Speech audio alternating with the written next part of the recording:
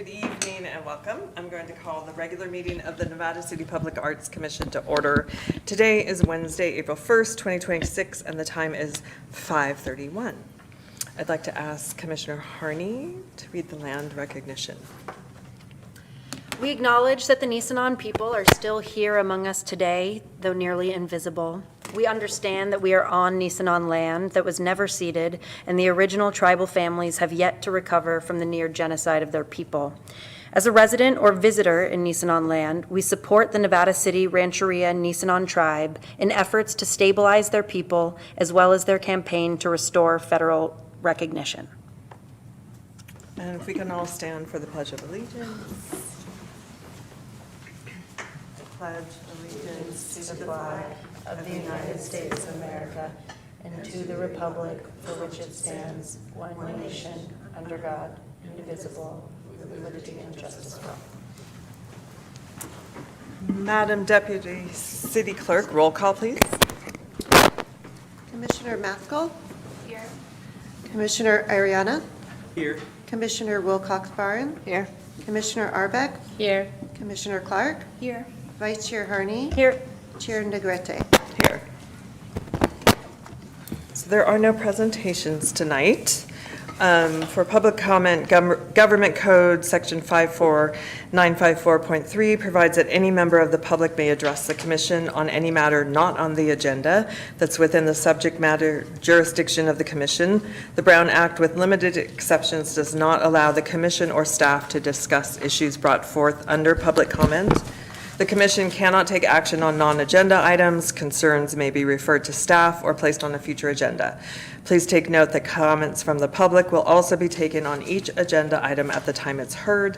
Speakers must adhere to the meeting procedures identified above. Do we have any public comment?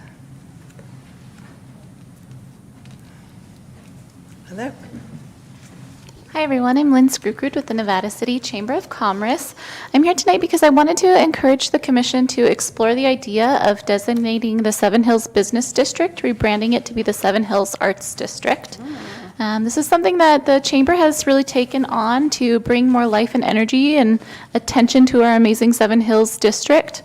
And especially now that art is allowed in, permanent art installations are allowed in Seven Hills, whereas they aren't allowed in the historic district, it seems like a great opportunity to make that change. And while at first it may seem like there's not a lot of public art now, so why does Seven Hills make sense? But beyond public art, Seven Hills is home to our incredible art house theater, over 3 dance studios, a new music store, a record store, an art framing and restoration store. So when you look behind the scenes, there's actually so much art taking place there already, and it really would make a lot of sense. So we just want to encourage you that, and we'd love to support you along the way to making that happen.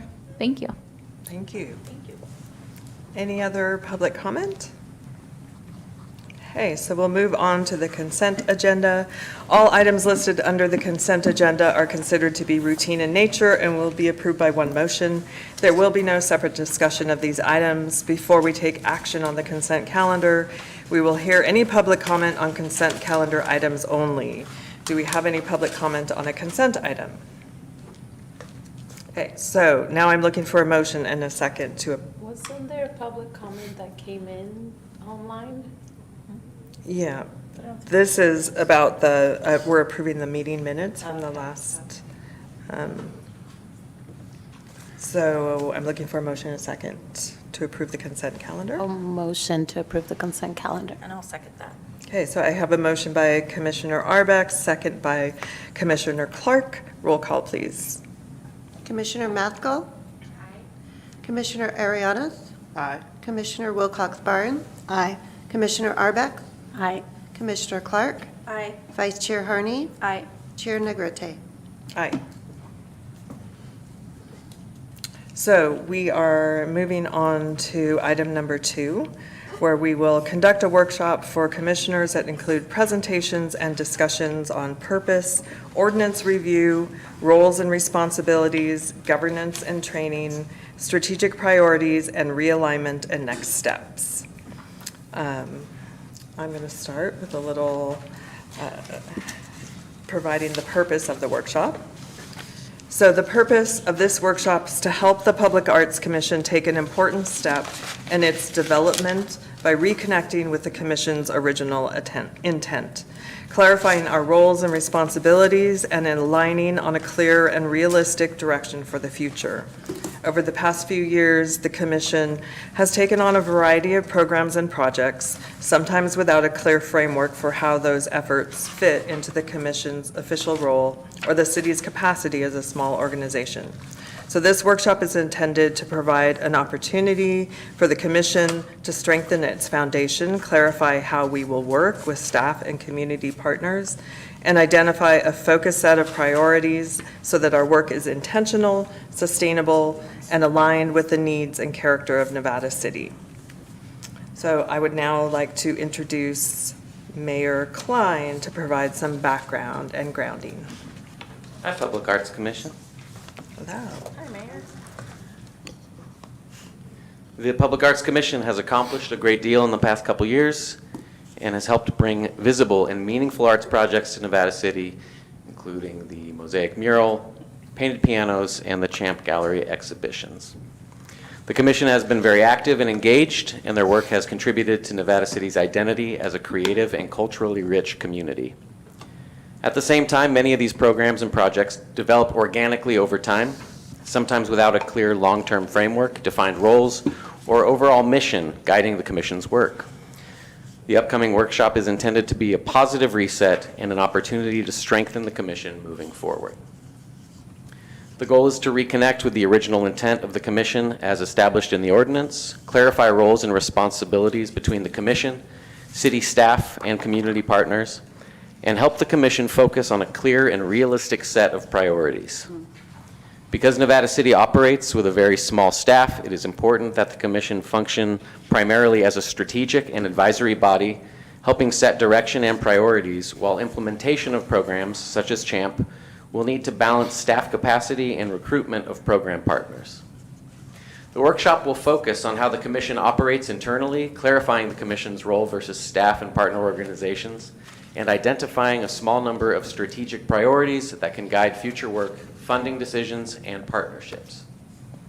The intent is not to reduce the importance of the Commission's work, but rather to help focus its efforts so the Commission can be more effective, sustainable, and aligned with the city's capacity and Council's broader goals for the community. Overall, this workshop is really about setting the Public Arts Commission up for long-term success and making sure its work continues to support Nevada City's character, community pride, economic vitality, and reputation as a place that values arts and culture. I've talked before about my first exposure to the idea of the mayor of Nevada City was in 6th grade when Paul Mattson, who was the mayor at the time, would come to his wife's classroom. She was my 6th grade teacher at the time, and play songs for the kids. And how much that memory has probably impacted my life. But beyond that, growing up, getting into high school, and how important music was in terms of forming relationships. Some of the best friends I still have I met in high school and played music with. And I think we might not always see it, but people who don't live here think of us as that kind of place where that kind of thing is happening. And I think something that this commission can do is to strengthen that idea. And I appreciate you all very much, and I hope you have a great session right now. Mm-hmm. Thank you. Thank you. Thank you. And I think we'll go ahead, and City Manager Carrie Wright is going to help to run our workshop for today. Thank you so much. So I love big Post-it notes and kind of getting out of our chairs. It's a little bit difficult when we're being recorded and mic'd up and making sure that we have something on the record for the public to see later. But I do think it's worthwhile to really look at me today more as a facilitator than as the city manager, because I'm still in the learning role. So using the opportunity to go back in time a little bit, as well as cast a vision forward. So as the chair mentioned, we will be looking a little bit at the ordinance, mostly to see if there's any questions. It's not a complicated ordinance, but it does leave some room for interpretation. Roles and responsibilities, what that looks like, but really the meat of today we'll be talking about strategic priorities. And I kind of want to have more of a free flow in terms of what does everybody envision things to be, where I can record some of that information. We bring it back to you in May as like, this is what we heard from the group as strategic priorities, and then how do we implement those versus trying to have a decision at the end of the day today. But really letting it sit with us and really trying to understand everyone's perspective. Every role here is important. Everyone was chosen for a reason. So I think being able to have all of those different perspectives, where however you come to the Arts Commission and your background, I think is helpful, providing that input. And then we kind of collectively bring that together and then review it. And then how do we turn that into action and implementation around some of the things that the mayor was talking in terms of policy and advisory group. And then there's going to be some fun stuff on the Brown Act. For training, there is something that we will hand out that we will put into the record, because we didn't put it in the record before we published, and I want to make sure it's on the record, but we'll go over the fun stuff about Brown Act and some meeting rules and regulations, because it's just helpful for everyone to know how we should communicate. So with that, we can get started. Everybody good? Yeah. Okay, so the mayor discussed a little bit of his background. I would like to start, and we are going to share with you, so please also, for you in the audience, know that I'm going to be asking people to share some background and history and memories, and that's a lot to ask. So if you don't want to, that's okay, but I highly encourage you to do this. I'd love for each of the commissioners to share a memory where art had an impact on their life. So what is a place, and I can go first as you kind of collect your thoughts, but just where's a pivotal moment? And if you can reach back into childhood, that's good, because a lot of times that gives good context. But some place where art had an impact on your life, and what was that impact? I had a very artistic grandmother. I didn't know that when I was growing up, and we entered items into the fair. It was the Yolo County Fair, and one year she had this beautiful piece of what looked like blue velvet to me. I thought it was velvet. It's not really velvet, and she wanted to use this with an art piece with me, and we decided that we would make a collage, and we would cut out the silhouette of the Statue of Liberty, and then put all the faces of America as a collage behind the Statue of Liberty. And I went to the county fair, and I was very excited. I was very young. I was completely shy, which is hard for everyone to believe. I was so shy as a child, and I was standing there, and I got a first place. And I was so excited, and there was this older couple, and they were talking about how great the piece of artwork was, and that I had put God at the top of the torch, which I'd argued with my grandmother that it should be the president, so it would have been Ronald Reagan.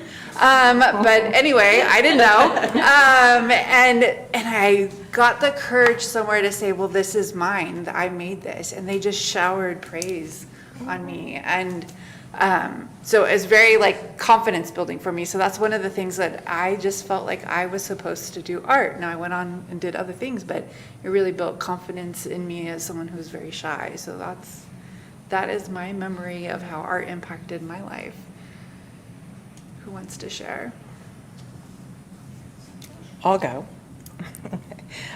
Because similar, I had a mother who was very artistic, who was a professional dancer, and actually danced in some Elvis movies. It's one of the things I've talked about before when we showed the Elvis documentary, pictures of her dancing with Elvis. But that was before my time, before I was born.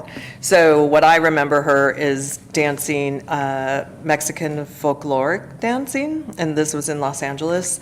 And we went to Mexico quite often during the summer, because both my parents were public school teachers, and back then there was a full 3 months of summer off. And one of the trips when I was probably 8 or 9 years old, we went to a ballet folklorico in Mexico City, and I just remember being amazed. The two dances I remember in particular was one where there's a big ribbon on the ground, and the man and the woman dance together. There's people dancing around them, and they tie a bow with their feet with the ribbon. It's beautiful. And then there was another one where there's a deer hunt, and so one of the ballet dancers is the deer, and they're hunting the deer, and by the time the dance is over, the deer has died and is lying on the stage. And they were just things that have stuck with me forever, and I think that was one of those moments where I was so excited about live events, live theater, and I ended up becoming a theater person throughout all of school. I was in the theater department. I wanted to be an actor, and then I wanted to be a stage director, and eventually it transitioned to film and got me to where I am right now. But I've always loved that live, and that is my earliest memory of live, experiencing live theater. Anyone else? You guys want me to go next? Yes. You can go. Please. The earliest memory I can think of was, my parents first started their clothing shop when I was first born. So as long as I can remember, they've had a shop. And I was about like 8 or 9, maybe 10. And there was a customer that wanted like a custom, I think he wanted the zigzag rolling paper guy on the back of a jacket. And I wasn't really confident in my capabilities in doing that.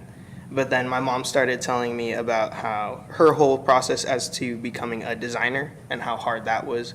And you can't really start unless you actually start. And,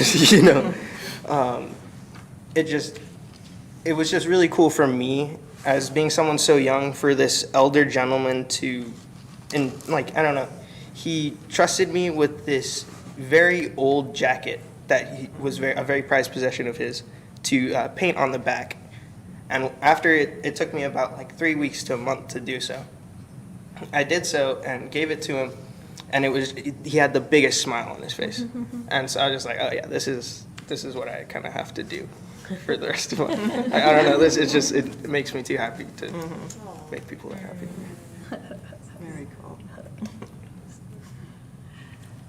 Mine's not an earliest memory. I don't remember the prompt exactly, but I was on UC Davis's first slam poetry team, and it was the first time I feel like I'd been resourced as an artist by a really established institution, and recognized just the huge impact that makes to have funding to be flown around the country and put up in hotels and have food and take the starving nature out of the art, and how really game-changing and critical that can be for art to thrive. And there's arguments to be made about the struggle and blah blah blah, but I've had a few times in my life when larger institutions have funded the work that I've done, and I really believe in that, and it definitely informs how I see this body operating, and how it can help artists.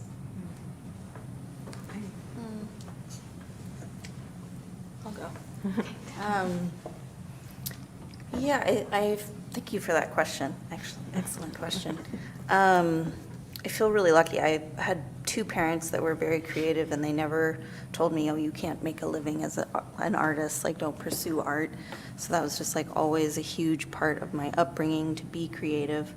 I think the value of the arts has been most impressed upon me through the work that I do with the tribe, the local Nevada City Rancheria Nisenan tribe, through their Visibility Through Arts program. And I'm just recalling that first year in 2017. We didn't know what we were doing. We didn't have any funding. We were just a group of people guided by the tribal spokesperson. We got a bunch of artists together, led by their intention to express their stories, and worked together for 6 months and had an art opening. And I just remember that first evening of tribal members coming in and seeing their faces and stories reflected in the art, and some of them being moved to tears because they'd never been represented publicly in that way. And then watching that program grow over the years, and I also help facilitate arts classes for tribal members, so I really get to see how expressive creativity is so healing and it's empowering. And I've just seen how the arts really change people's perceptions of one another. They help weave the fabric of the community together. They help change our ideas about history and what is meaningful. They help shape social change. I could go on and on, obviously, but it's something I feel very passionately about. But I really had the visceral experience of being with that project and with the arts, with the intention of bringing people together to shape story and to change our perceptions of one another for the better. So, yeah. I'll go next. I grew up in Brazil, which is very rich in arts and culture. Like, I remember from a young age, just music on the streets. It's a very common thing. Like, every Saturday morning, I would wake up literally like super early with these huge speakers outside the building and on my window with, like, you know, samba or whatever style of music.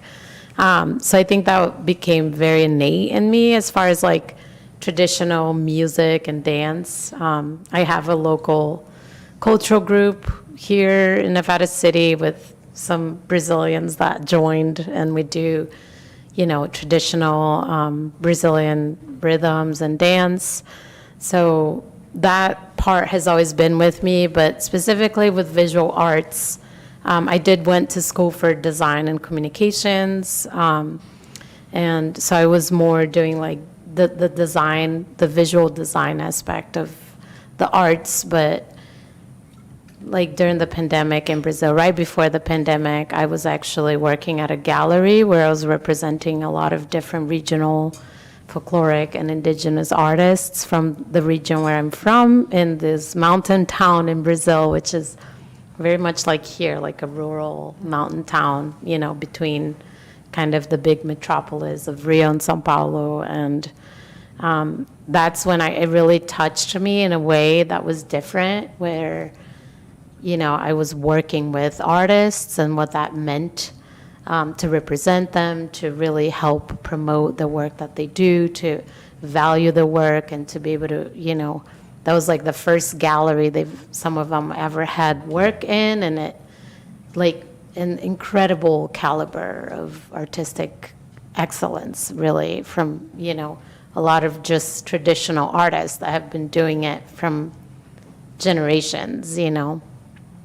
So I think it was kind of just a common direction for me, that to go into arts administration and working with artists and representing artists and in service of the arts. And I think, you know, I do see this commission, like, I think me currently working as an arts administrator for Nevada County Arts Council, it's really important for me to really always be centering the artist. And I think being a part of this commission, there's that responsibility to not only we're, you know, creating public art, but how are we really honoring and valuing the artists that we have, because, you know, it is our economy, it's our creative economy. So I always like to have that lens. So I think I like to bring that lens here too. Yeah. Me? It's not required. I guess it's me.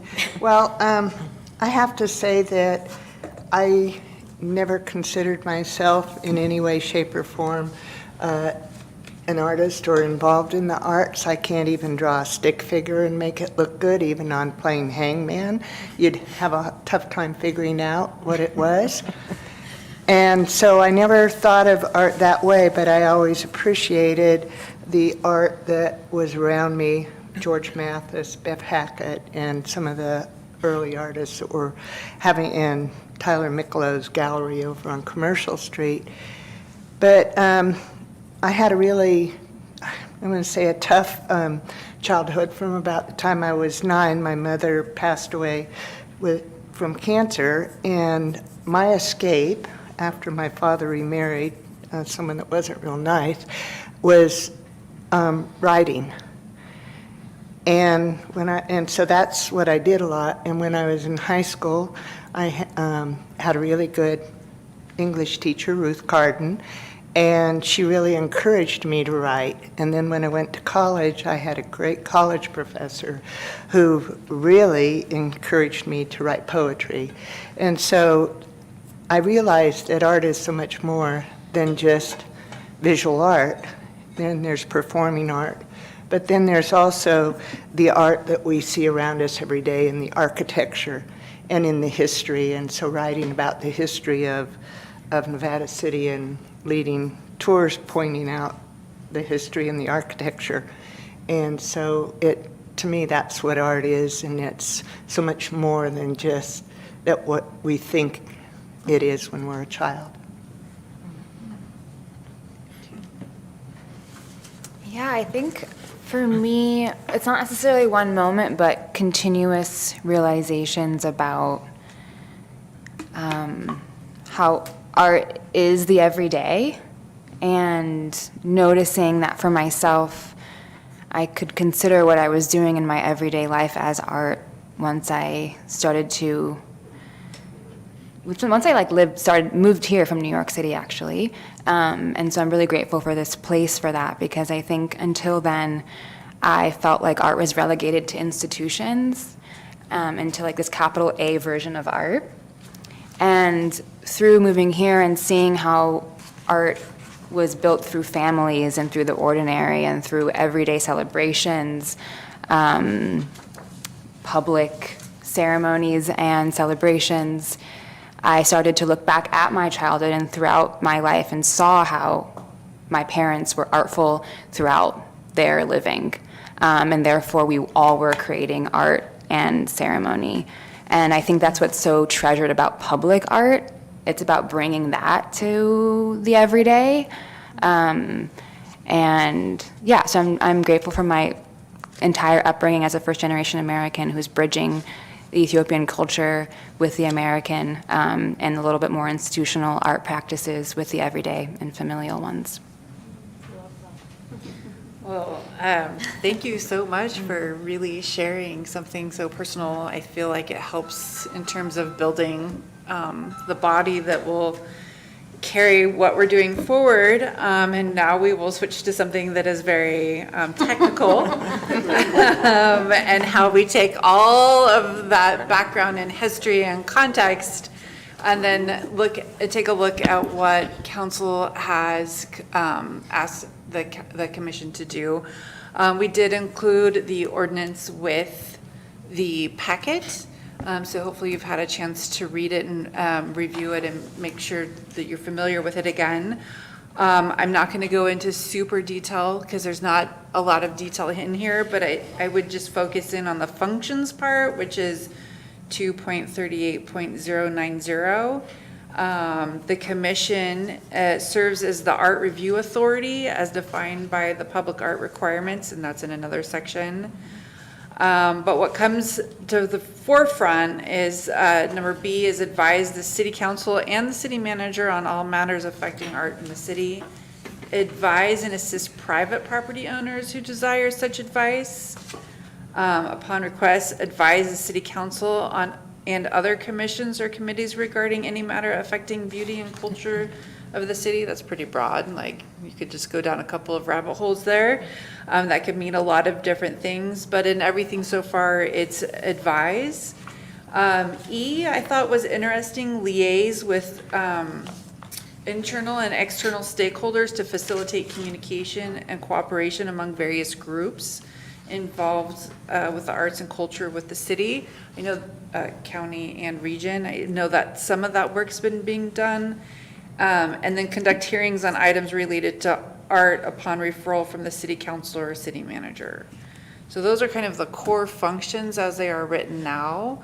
I think at the end of, the workshop today, as we move forward, if there's things within the ordinance that the commission wants to change, and technical things like, meeting calendars and things like that, there's always room to take edits back to council for approval, but I didn't really want to get hung up on that today. I want to think more globally about the work that you do. So that's kind of the ordinance in a nutshell. Any questions on that? I don't have a question, but I think it might also be advantageous for the commission on their own time to look at ordinance 2306, which was the ordinance that the council passed a couple months before this one, saying, look into public art and why it's important, and look into forming a commission. And it's got some other things that I think just give us a better background in it. Okay, thank you. Then moving on to, any other questions before we move on? And then we'll get to the fun stuff, which is, I love my big past paper. Just roles, scope, and kind of a partnership model. We'll spend a good chunk of time on this, about 30 minutes. Well, before we do that, sorry. I want to ask another question because I don't want to predefine what kind of the world thinks is an art commission. I want to talk a little bit and have you guys participate in what has the commission accomplished that you find to be gratifying. It's your second meeting, so maybe there's not a lot there. But I'm also open to hearing what's been happening in Nevada City and, you know, what's been happening in the area that's contributed to this. But basically, what are some of the accomplishments that you feel the commission's made since its inception? And I'm just going to record those and kind of make sure just the walk through history a little bit.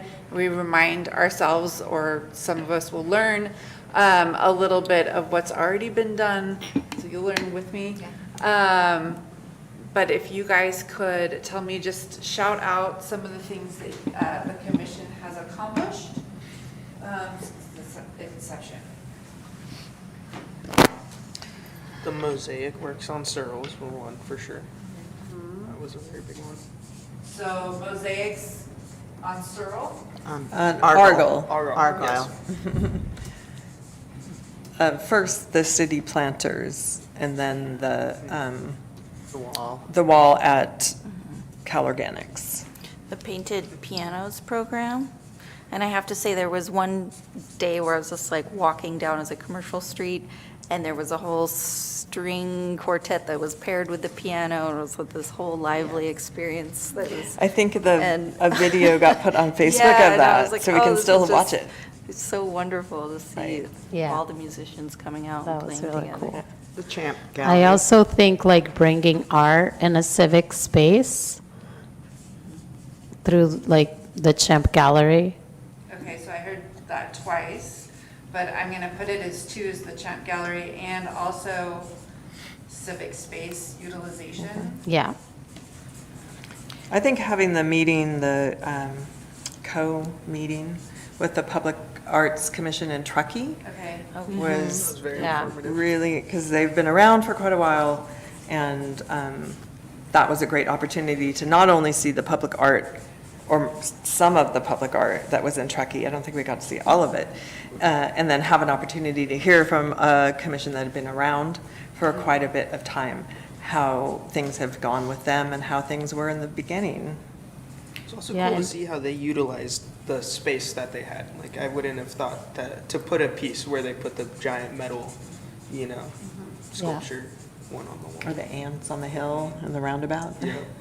And also, I think there, like, a lot of the public artwork existed before they were even formed as a body, as a commission, you know, so it was really interesting to see, because I've always had the impression that all of the pieces of public art that you see in Truckee were a result of the commission, but I think the commission actually was formed as a result of so much public art and the need of an ordinance. So that was an interesting piece to learn, too. And they just have a very different structure as well. They're pretty much all public artists, I think. They don't have like a stakeholder Right. component. And they have a strategic plan, don't they? Facilitated a public workshop on a survey on the Y Street project.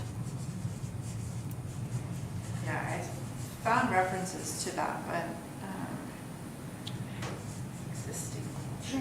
One, It would be like in the your county or city, like Mentimeter is where like the results of that stuff would be. if you can find that. One thing that it's not really kind of measurable or something that we can see, but I think bringing awareness to art and that Nevada City is interested in it. It's not something you can just measure or go out and say, here's the painted pianos or something. But I do think that even though we don't have a huge attendance every meeting, people out there watch it on the government channel later or read about it in the union or what we're doing. I did very much get the vibe when I came to visit and as I was interviewing, I felt like that was, and when I talked to people about this possibility, I mean, that besides Victorian Christmas, like artist community was the next thing. Also gave opportunity to local art spaces to present at a public meeting. Yeah, I don't and know, we've how many did we provided have? probably like 10 or so. Neighborhood center, lots of them. Yeah. Up to 10. Yeah. Yeah. And I don't know if it's an accomplishment so much as we got to have the experience of working with the mural idea on 49. And that was something that involved public comment. It involved, it was a co-project with the county building. But that was, and then we got to experience it being declined as a location, right?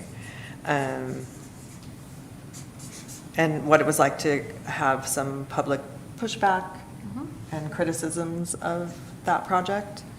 So it hasn't all been, yeah. But that's a what's it- learning curve Yeah. opportunity too. It's like, Right. how do we insert into these other types of processes? Mhm. Okay, anything else?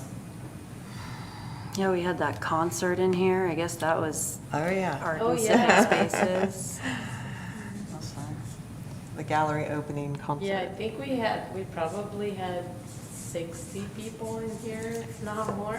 And a commissioner participating in performing live Oh, music wow. along with the mayor.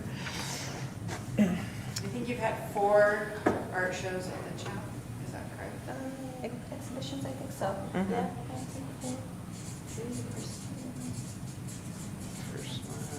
It's listed in our packet. It's Or might be- 4. It's 4. Okay. Anything else? Is there anything that the city, and I don't mean this, the government entity, the city, but the city as a whole has done, or any businesses that have come in, or any residents that have received? Is there anything else that you would want to add as like a success in the art category? Like, I think when I was looking, you guys had the California Arts Council had a workshop up here. Like, is there, and I know that's not the Arts Commission, but like, is there anything else you guys want to add from, just in general? This isn't an accomplishment or anything, but I have had pushback from residents about us, the Public Arts Commission wanting to put art in the neighborhoods or something. Okay. I'm going to flip that to a positive and say there's a vehicle for feedback, Yeah, it is. positive and negative. I could speak to the Creative Town Hall that you referred to, where California Arts Council is creating a arts master plan for the state, for the creative economy in the state of California. And because Nevada County Arts Council is a state local partner with California Arts Council, then we were asked to host one of those listening sessions, which I believe there's only 4 in the rural region of California. So, and because also we're a cultural district here, under the umbrella of Nevada County Arts Council, as well with the partnership of the cities I think we were picked as a location because of just the richness of our area. Yeah, and I would say, just like for context in terms of like assets that make this body relevant, like probably in that arts economic master plan that you guys Culture put out, action plan? I Yeah, like culture reckon forward. there's a whole list of like assets and like, you know, artistic context that we could go on and on about. There's a lot. There's a lot. How about we just say that we actually have a master plan? We have a master plan. Okay. Yeah, and it's not a public arts master plan, so just to be clear, it's arts and culture action plan for it's countywide. Yeah. Culture forward, yeah. Anything else? It's okay if there's no, that's fine.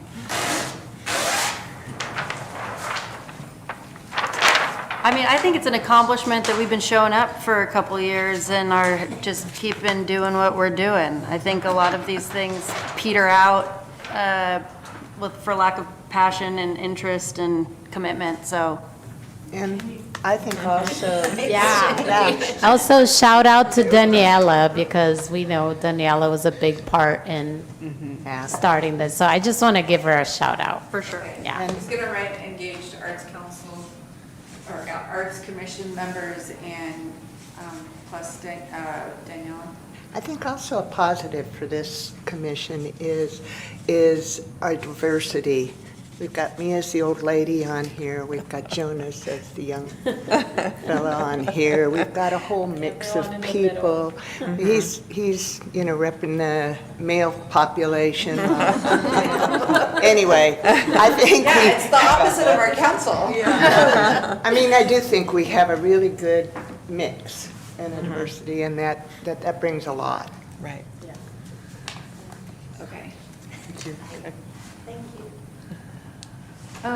In terms of role, scope, partnership model, I think we'll do a section, and then if everybody, I don't know, Chair, if you want to take a little break after this? I think that'd be great. Okay, so I'll just do a little bit, and then we'll, so this is what the world says that is a difference between an arts commission and an arts council. Doesn't mean that that's what we have to be, it doesn't mean that that's what arts council has to be. Arts council is countywide, but typically an art commission, just again, like being new and grounding the city manager, this is where I'm working off of. If that's not where we're going, then that's what this is about. Is an official body established by ordinance or resolution. The members are appointed by city council, check, subject to the Brown Act, which we'll talk about later, I'm so excited. Provides policy advice to council and staff, check. And is often the review or approval authority over public art installations, advise on art and private developments, and cultural plans and policies. So that's typically what you would see in an arts commission. They review and recommend public art projects, advise on cultural funding priorities. That's when we have funding, we'll have to think about that. Support implementation of the city's arts and culture strategy, and serve as a community-facing advisory group, which you do. So like the biggest thing that I took away from this, and that was helpful, was they act as a quasi-planning commission for arts and culture. So a little bit of like, what are the rules, policies, and influence, rules and policies does this body create to reduce barriers to kind of encouraging art? And like one of those ones that I think were brought up was our fee. So let's talk about that. Whereas arts councils are typically nonprofits, they're governed by a board of directors, they're not elected officials, they're not subject to public meeting laws, although they might have open public meetings. They can fundraise, apply for grants, and they run programs. They sometimes can provide grants to artists or organizations. They produce events, festivals, and exhibitions. They offer arts education and community programming. And like the thinking part for me on this one was they're the program operator and community arts engine. Like they're the engine behind the art that gets done, and we're kind of the rules, right, and making the engine run smoother. So you. Yeah. again. So we want to talk next about the overall strategic priorities as we look out into the future, and this is where I think we can take a break. And I want it to be kind of big picture, like if you're standing there 5 years from now, what do you really want to be able to say that the commission did? What are the big like footprint things that you want done in the city, so that we know that we've been successful? And kind of go big, and then we kind of take those things and we look at like, well, then what are the policies and procedures behind those that then encourage that to happen? So that's where I was gonna go with the next brainstorming session. I think if you're okay with it, we can do you want to take a 5-10 minute break? You guys good with But 5? before we break, can Yeah. I ask a quick Yeah. question? About like, could you define what an arts committee is versus an arts commission? So a commission is, yes, I can, probably better if we go on a 5-minute break. Committees are appointed and they have less, they have less powers. Basically, when we say the commission is acting as a quasi-planning commission, the council is providing you with more authority than a committee. A committee reports up to, council and they're usually like they do a lot of work and thought and processing, and there's things that are happening and they're trying to solve a problem. There's a difference between an ad hoc committee, a regular committee, and a commission, but a committee is really looking at one thing and then focused on that one thing and teeing up things to council for them to discuss and make decisions. Commission, you are appointed and you have a level of authority. Although a lot of things would move up, like you approve the art. Like you approve the art. It doesn't, my understanding, it does not go to council then to be reapproved, whereas a committee, things would. Sometimes it goes back to city council. Yeah, I think It that's, depends on the It project. depends on the scale of the project, Yeah. right? Well, but like the Champ Gallery, we approve the art. But We like put certain the art. projects, it seems like it goes back and forth between the commission and city So the council. one There's also a lot less transparency with committees. Like, Yeah. we are a Brown Act Right. commission. Committees, even though they can be publicly noted, it's a different kind of accountability and transparency that happens, usually within committee meetings also. Yeah, all of our committees should be running it through the Brown Act, but. I think when we have to review it and then pass it on to the council is when it's public art on city property or something, I believe. Okay. Yeah, because like the mural in Seven Hills did not have to go to them. Right. Oh, okay. Champ Gallery doesn't go to them. Makes sense? Yes, thank you. Okay. Cool. Chair, 5-minute break? Yes, we will Okay. take a 5-minute break and we Great. come back at 6:25. And then we'll do the fun stuff and then the not so fun stuff. Yay! Unless you really like the. I like the Brown Act. Okay, all right.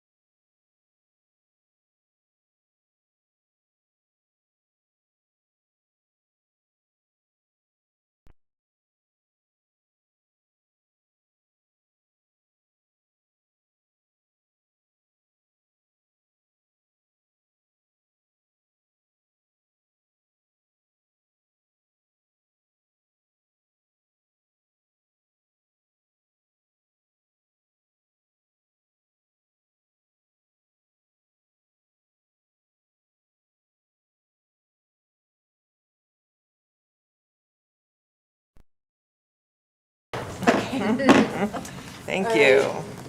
So the next section is on strategic priorities, and part of this is going to help us with prioritization. So Mayor talked a little bit about staff capacity. I can talk a little bit about it a little bit more clearly. There is no staff liaison to the Arts Commission. You're looking at her.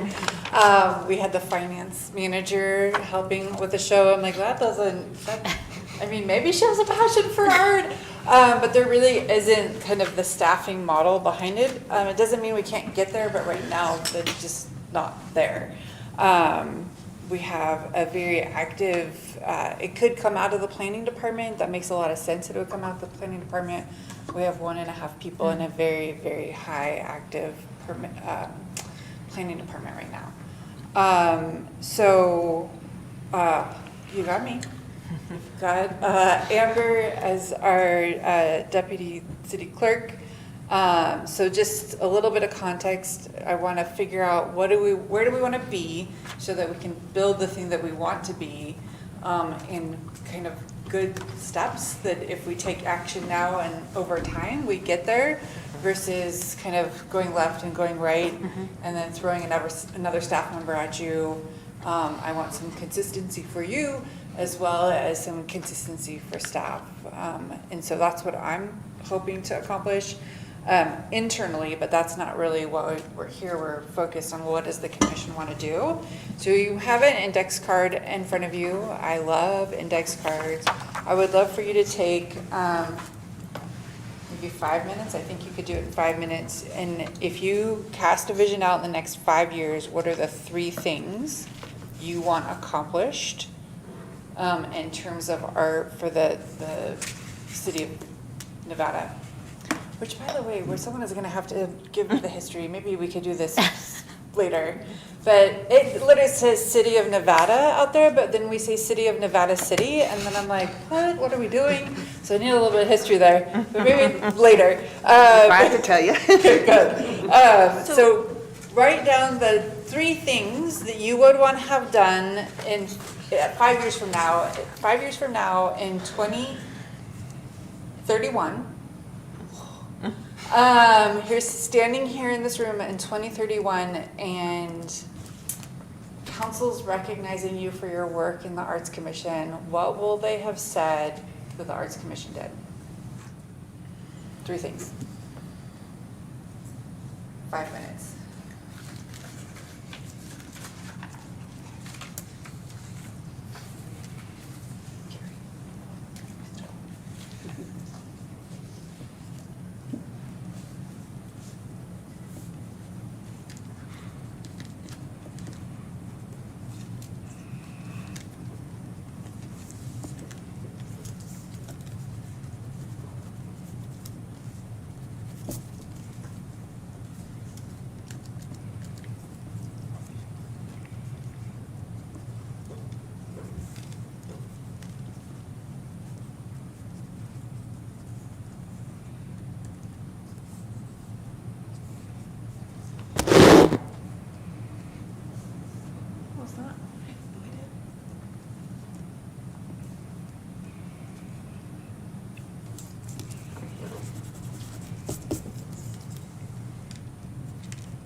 I assume somebody needs to be able to read this. We need to make it legible.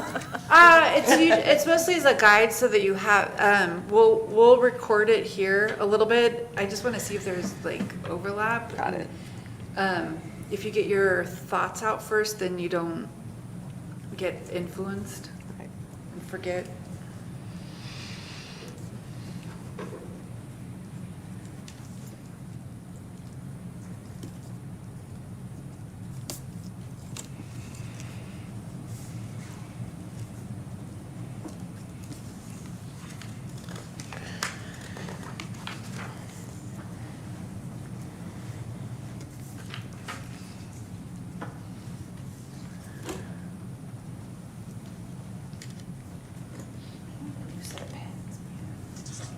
Maybe to get more. I'm a snob about my pen. And I let it. I got the small one.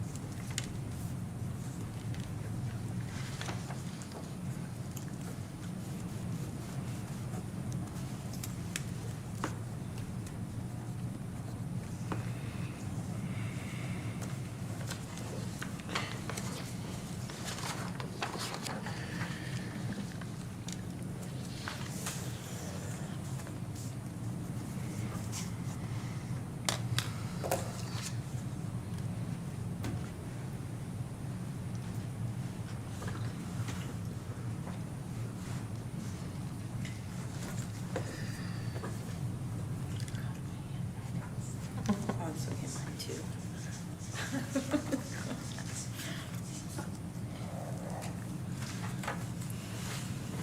Okay, are we wrapping it up? Yeah. Almost.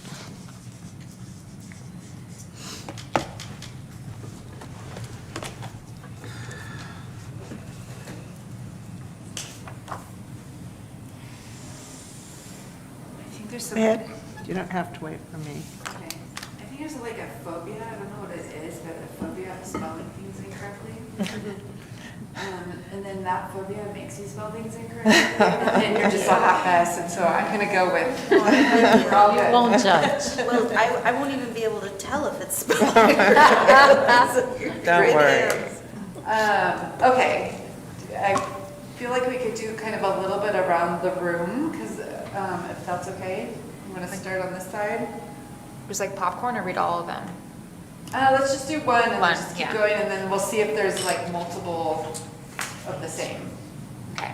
One of mine has created a process for public art that has invited hundreds of applications from residents every year and is a model for rural towns across the country. Wow. Nice. I like Okay, that. public process equals hundreds. Yeah, you can shorthand it. Of applicants. And is a model for rural communities. Mhm. Like they added rural in there. And is sustainably funded. Forever. Okay. One of mine is for there to possibly be a public space for youth and members of society to be able to constantly, freely create art on a public wall in a public space in this local area that is essentially just constantly changing public art from people in the neighborhood and such. Public space, youth, wall, constantly changing. I like that, like intentionally changing, because I think people often think of art as something that is permanent or like can be visited, but not Exactly. something that is constantly evolving. Okay. Now they can come and they can leave a part of themselves there, you know?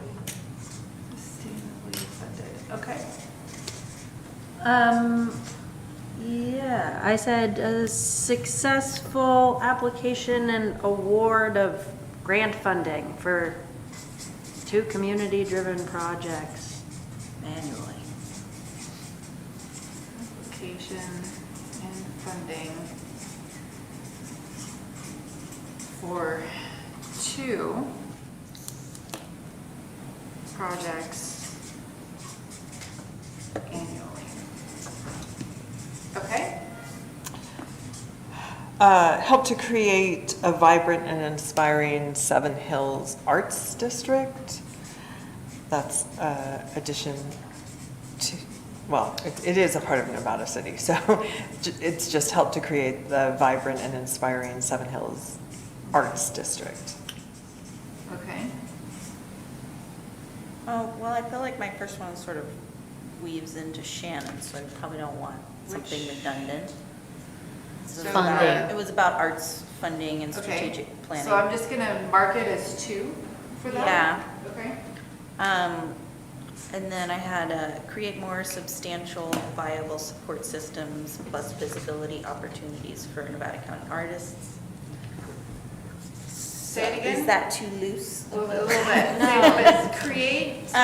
Create more substantial and viable support systems and visibility for Nevada County artists. So whether that's like more venue opportunities, like helping Miners Foundry become a visual arts space, or ramping up the Champ Gallery, or coming up with new opportunities. Or something like Yeah. an artist in residence situation? Artists in residence, Okay. or more arts events, or just like Okay. more of that. And also, I'd love to, sorry, I'm taking my turn. Hit it, sister. Do it. No, I mean, I think it would be wonderful for us to hold like a public forum for local artists and ask them directly to come and give us feedback on how they would like to be supported and what kind of opportunities they are in need of or searching for. So we can aim our commission in that direction. Okay. By then, hoping to have established partnerships with developers, local businesses, and schools, as well as new public buildings and projects to be able to integrate art into new development.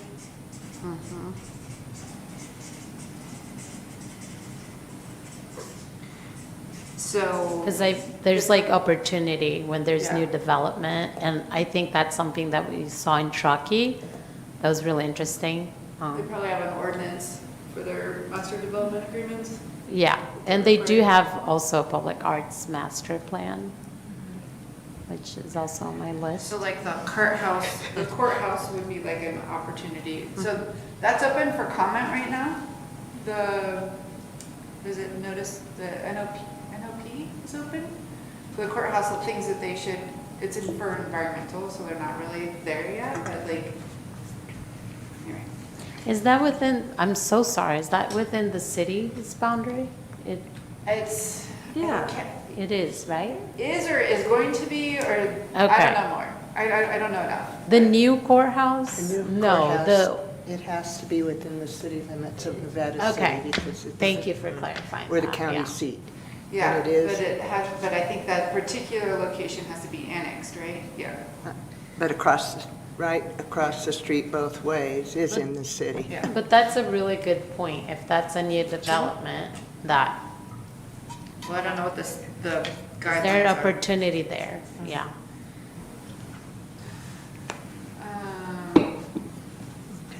Okay. So mine is really pretty much the same as Celine's, Thriving Seven Hills Arts and Business District. Okay. Okay, is there anything on here that hasn't been mentioned? My second one's just probably the opposite of what I just said, and you're not going to, some people won't want to hear it, but I think renewed appreciation for the preservation of the historical district as an art treasure that we should protect as much as we would protect a Monet or a Da Vinci. Can anyone imagine repainting the Sistine Chapel with different artwork?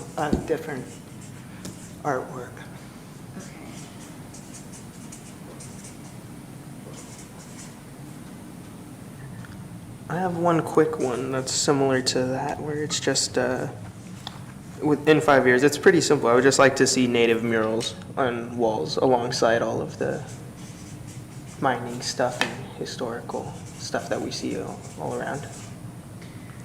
Can you take a note for me to look up what the state's require, what the courthouse's requirements for art will be, because it's the federal courthouse.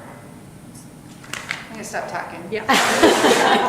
But there Right will there be, with there's you. I some, know they're being, because I give tours of the existing courthouse, and in talking to the court executive officer, they have some real strict criteria. Yeah. And they won't have a law library, a lot of the things that we see in there now. So I don't know about the exterior, maybe public artwork,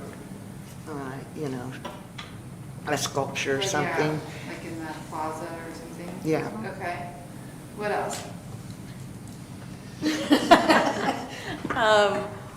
I feel like it's very special that we have a cultural district designation.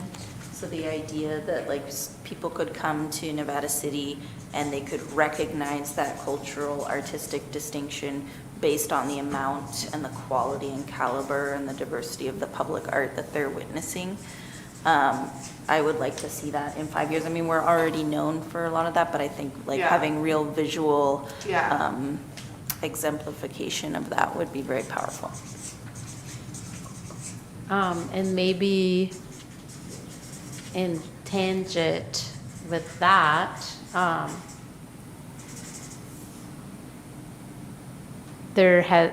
potentially there's been like, an opportunity for the Arts Commission to have some input and involvement in the implementation of Culture Forward, Okay. which is the strategic arts and Yeah. culture action plan for the county.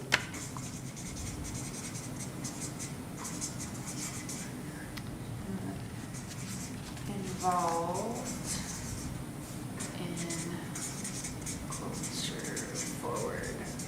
Yeah, some of the recommendations are to create a committee and to identify cultural ambassadors, which we just launched this plan, so we're still socializing, and I think part of socializing is also like understanding these are 4 different plans within the overarching plan that are very extensive. Yeah. So, but it is a 6-year master plan that's like a roadmap. Okay. Yeah, I think I have a email in my inbox. you do. You don't need to take notes here, but I guess I just want to like note that as like a younger or a early body here and looking at some established models, right? Those are happening in Palm Springs and probably like Mill Valley, like really wealthy established areas that have XYZ. That's really great. But I think we also have an opportunity here to kind of think about like public art, little p, little a, and some of the more qualitative, social, environmental components of that, like being a place where artists want to and can live. And how does the Public Arts Commission play a role in advocating for whatever that is, housing, cost of living things that work in artists' favor? So I don't know exactly what that looks like, but I feel like because we don't have like an agenda and we're not just like in a wagon rut over and over again, like how can we think outside of the box about what we're doing for our art community? So some of the, like, an example of what you're talking about, and I don't know the code enough to know right now whether we allow it, I'm guessing, well, I won't guess, is live and work studios. Like, a lot of places won't allow you to have the studio and then also live in the studio. So, things like that, or what defines as, like, artist studio might have different regulations. Sure. You know, and maybe it's only in the arts district that we allow those types of things or what have you. But there is things like that that you can do from a policy standpoint that encourages, or even co-housing models where there's a kitchen and a bathroom and then there's 8 one-bedrooms and there's a joint studio space. It's usually really hard to get through different, maybe sometimes a planning commission or even just the city planner. Yeah. It's like, the California code, like there's just too many, it's a one-off, you know, so there's things like that that you can enable or you can advocate for. Yeah.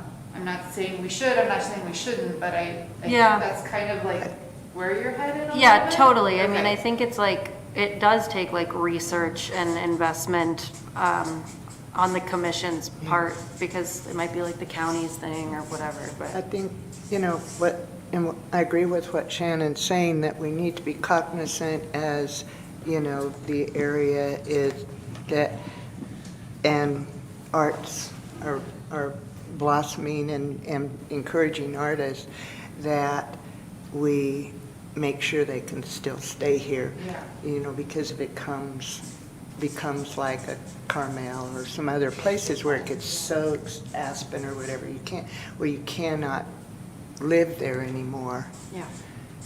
then we've done it all for nothing. So we need to balance, yeah, Okay. which is outside of our purview as far as housing prices. Yeah. But there could be recommendations But, to yeah, other- recommending that Yeah. things be looked at. I have that we have engaged local residents to feel included so that they are excited and inspired by the idea of having public art in their community. So it's not just focusing on engaging the artists, but also getting the local residents to feel included in conversations and get excited about it. Whether it's temporary public art in the historic district or Yeah. permanent public art, just that they're part of the picture. Okay, anything else? I mean, I did put in a public arts master plan. I don't know if that was We'll get it all out now. too. If it's not on the list, then we're definitely not doing it. I don't think it was. Huh? We're not? I said, if it's not on the list, we're definitely not doing it. Well, Right. and my last thing was create a format or find a way to not have the impact on the city staff that we have, and maybe that's by engaging some, buddy that wants to volunteer to help come in, do the Yeah. agendas, do, whatever. I don't know how that would be, but we have 5 years to figure it out. Hopefully we get there before that. Hopefully it would grow big enough that that's not gonna be a problem, But but. some way that, How about can I flip that to seek partners? yes, that's a good way. Okay. Seek partners who can share the load. And implement. Okay, anything else on your list that you want to add? It's a little bit, I think, in alignment with what Mira said about the workshops for artists. Okay. But creating clear communication channels and messaging with local artists so they know that this body even exists, that there are these opportunities. I don't know that that message is really infiltrated within the local artist community, that there Yeah. are opportunities now for public art, and that you can, and part of it might be that we get back to that fee structure, but that we really make sure we get the message out. So part of having these gatherings is to bring artists together and make sure they're aware of what is available to them, and then they let us also know what they need and what they would love to see. I had that too, like an orientation Okay. type thing. Well, and you could even do some kind of like, I mean, it would be so cool, like, I know we've done the map of what city properties exist, like, how do we big that up to be like, hey, artists, here's the webpage, here are the 16 places we can do Yeah. public art. Oh, you like that? Okay, here's how you apply, this is what you do, like, application for dummies situation, and like, I mean, our best problem to have would be to have so many proposals, like, Yeah. it'd be great. Since we're pie in the sky part it, of Yeah. in a sense, and I can't speak for private property owners or anything, but, one of my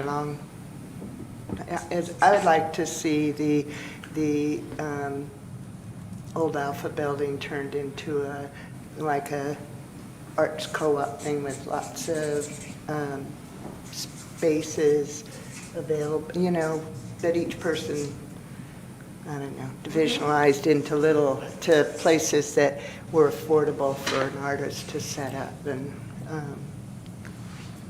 Yeah. the other thing I'll be asking you is for a list of everything that the Alpha building has hosted in its history.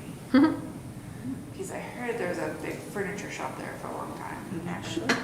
yeah, Broad Street Furnishings for Yeah. about 20. And I was like, if there's furniture artists, wouldn't it be cool if it went, like, a tie to history, like, now I'm solving problems, which we're not supposed to be doing, but we're just starting a list of, so I like the Alpha I can building. I can get you Hardware that list store, of, it was right. the Alpha forever, and then it became Broad Street Furnishings, and then it hasn't, but, I know it's not a 5-year plan, because if it takes 5 years to do this, you would be very unhappy with me, but I put change the art fee on here. Okay, yeah. Yeah. I feel like it's all said that.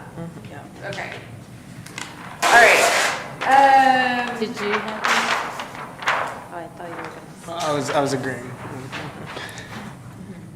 So to simplify, just kind of like the way I feel like moving forward as I pull this information into something to return to you for you to approve and prioritize and as for it to be, you know, beginning of an action plan, that this is the thinking that I'm using, and I wanted some reaction to this, where the commission is strategy, policy, and prioritization, staff is coordination, and partners are program delivery. And I kind of wanted to get your thoughts behind, do you agree with that, not agree with that? It's not, that's not what's currently happening right now. Staff is doing arguably some coordinating and program delivery. And then we've kind of, what it sounds like in the past is you've kind of blessed these things, but you're not really driving strategy and policy overall. So I just. And could you clarify what an example of what you would envision for number 3, partners equaling program delivery? Yeah, so let's say I'll use your list of the city property. You've decided that we should pre-identify places where there should be temporary art installations so that they can just be automatically approved and kind of make it simple. Staff is going to coordinate how that works. Like we'll be like, okay, there'll be an application, here's the map, these are the different spots, these are the dimensions. You will bless all of that. We'll write a policy that kind of beefs up what we already have in terms of temporary art. And then program delivery, we might have an organization, I'm just gonna make this up, it's the construction crew of the FFA at Nevada Union who needs to build bases and learn how to work with the artists to install them. So those are the program delivery people. We've coordinated it, but you've set the policy. Is that how, like, any objections? I think there needs to be just at least a little bit of some level of strategy and policy from the city as well as the commission. Like, I think when I read like strategy and policy, like I keep going back to like a public art master plan, which I do think it would be a tool for the commission as well. And I think if we went into that direction, that there would need to be involvement from the city as well. But of course, that would require funding. But there are a lot of experts that could help create that master plan for us, so we have kind of a roadmap and some direction of these policies, So then if this commission, so I'll use the framework that, again, if this commission prioritized that we really need a public arts master plan, everyone's in agreement that that's the number one thing, then staff is going to figure out how, and again, some of them, I might be like, yeah, no, not right now. Or these are the steps that we would need to take in order to do that, which is first, let's go find some funding, let's find a funding partner, let's do, like, these are the different steps. But I think coordination to me can be strategy. It's like, here's the next steps. Okay, yeah. But I hear what you're saying. Like, I wouldn't, like, you're not out there on your own, just. Right, Yeah. because already what you're doing right now is strategy Yeah. with us, so, Right. and your city, so. Yeah. It's That makes sense. Okay. Yeah. Okay. Okay. Any questions before we move into the very fun Brown Act stuff, because I have a new attitude about it?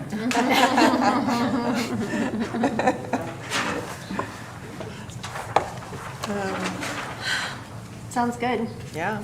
Okay, so the idea here in talking to the chair is that we would pull all of this kind of out of the team. We would sit with it and kind of like, okay, what did we hear? Create a document.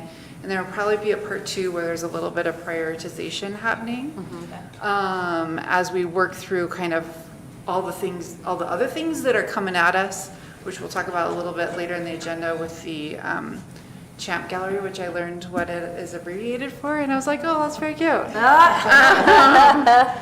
Okay, so moving on to governance and how we work, we'll talk a little bit after this meeting. I'll talk a little bit with the chair about agenda setting process, meeting cadence, and annual calendar based on what the conversations were today, and then also kind of the work that needs to get done, and then we'll bring that back to you. And if there's any ordinance updates that need to happen, that also would be brought back at even a later meeting. So it's a little bit of a slow process, but I think we'll be moving it along. If Amber could hand out a very long text of the Brown Act that will be incorporated into the minutes so that you, this is what was handed to the commission, I believe in February of 2023. But then I thought I would add just kind of like verbal context and kind of just a little bit more, and then I would rely on, I almost called you chair, Commissioner Kathy Wilcox Barnes. If I get anything wrong, please interrupt me. So the first document that, if you haven't looked it up and you're not aware, we run our meetings through by Rosenberg's Rules of Order. So Rosenberg's Rules of Order is a simplified version of Robert's Rules of Order, which is a much longer text. Rosenberg's Rules of Order come out of Yolo County, which is where I was born. And all you have to do is Google it and take a look at it. And it kind of tells you how to conduct yourself through a meeting and how the meetings are conducted, where public comment goes, in kind of the order of operations. The Brown Act was created in 1953 in response to public concerns over informal and undisclosed meetings held by local elected officials. So the purpose of the Brown Act, and if you keep the purpose of the Brown Act at the forefront of your mind, then it's helpful in kind of, is that allowed, not allowed? It's the ultimate dedication to transparency in decision-making for government bodies. So basically, no one should be behind a closed door coming up with a plan to then, this is how government's going to run, this is a contract that we're going to award, whatever it is, it should not be happening behind closed doors. Decisions should be happening in the open public where public has the ability to comment on it. So there's a lot of rules that govern that. You have to give advance notice of your meetings so that you prepare the public for understanding what's on the agenda. So if they want to come speak, they can. If you don't let the public know what you're speaking on, then they can't prepare to come and talk about it. And we really want to make sure that we encourage public in the civic engagement. So therefore, we would want to publish that in advance. It's also why we don't talk about things that are not on the agenda. So at some point in time, if one of you were like, hey, I really want to tackle this item that's happening in the community. Like, let's say right before we came in here, there was a riot about artists in the community and you want to talk about it, we can't talk about it. Deputy City Clerk would be like, I'm sorry, that's not on the agenda. So that can be hard sometimes too, because also public might come and comment on something and you want to react to it. And it's not open for discussion because again, it wasn't agendized. So we want to give advance notice so people know what we're talking about, and frankly, we're inviting them to participate in it. Meetings have to have public comment available, and people should not have to identify where they live or necessarily who they are. They can come and just although in this town, it seems like everybody knows each other from the city council meetings I came to. And they have to be held in non-discriminatory facilities. A lot of times, the thing that'll catch people is ADA compliance. So if you're in a building that doesn't allow ADA, some barrier for it's discrimination against being accessible, so then that's a problem. So you just want to make sure it's a non-discriminatory facility. It has deeper meaning too. So the fun part is in 1953, they didn't really have things like cell phones and email and Facebook and social media. So how are these rules applied in like today's world? So there's a couple of things that we need to talk about in terms of social media and then what's called a serial meeting. So the big rule and the simple version is a majority of this legislative body, this commission, cannot discuss, deliberate, or develop, so I think 3 Ds, discuss, deliberate, or develop a position on a city business outside of a public meeting. And that's including by email, text, or social media. So group text, reply all to Facebook, all of those things. So it can be a little tricky because it's not just a matter of having a conversation on text amongst all 7 of you, it's also a serial meeting. So if Celine texts something to Mira and says, I'm really not happy with agenda number 3, we really need to think about the impacts of this item, and I think we should be voting against it. And then Mira reaches out to another commissioner and talks about the same thing, that's technically called a serial meeting. So you're basically behind closed doors, through text or emails or phone calls, having a meeting and kind of predetermining the outcome of the discussion. And the discussion, even an uncomfortable discussion, should be able to be had in front of the public. Carrie, one quick question. Yeah. So can you clarify, because we talked about, for us with our body, I think it would be more than 3 commissioners together would be, that up to 3 commissioners can have a meeting together, because we are 2? That too. Oh, It's not a quorum, it's just, it's 2, Just 2? yeah. Okay, where was my So question? you could be a subcommittee of 2. Right. Yeah. Oh my goodness, there was a question, but that threw me off, so Sorry. go ahead, and when it comes back to me, Okay. I'll. So officials, commissioners can have social media, but they cannot discuss city business with each other on social media. So what's allowed? You can post information, like you can post that we're having the opening, you can post that you're going to the meeting, you can share city events, you can even answer resident questions, you can provide general information, you can thank staff, which is hilarious as it's in the list, I didn't write that, I pulled that from something. But what's not allowed is commenting back and forth with other council members about city issues on social media, debating policy and comments, agreeing or disagreeing on upcoming votes, or using Facebook comments to build consensus, or responding to any other council members about city business. So you can like talk about the commission and the work. So the way I think about it, if it's publicly available information, it's already been decided. So we're having an art show. You guys have already decided about the art show. It's available in the public record. You can talk about the art show.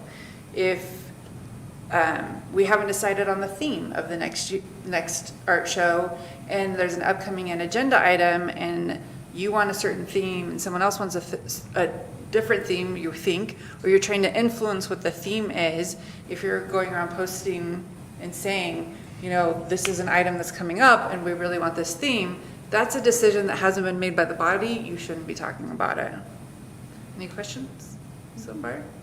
Is it, I do have a question Yeah. clarifying. So and there's agenda items that there are proposed themes, we can say that these themes are proposed, but not that someone wants those right. themes. Right. Okay. So like we have issued the agenda, it's publicly available. You could say something like, I'm excited to go to the Arts Commission meeting, we're deciding the next theme for the gallery, here's all of the themes. Okay. Yeah. And off topic of that, but it popped in my head.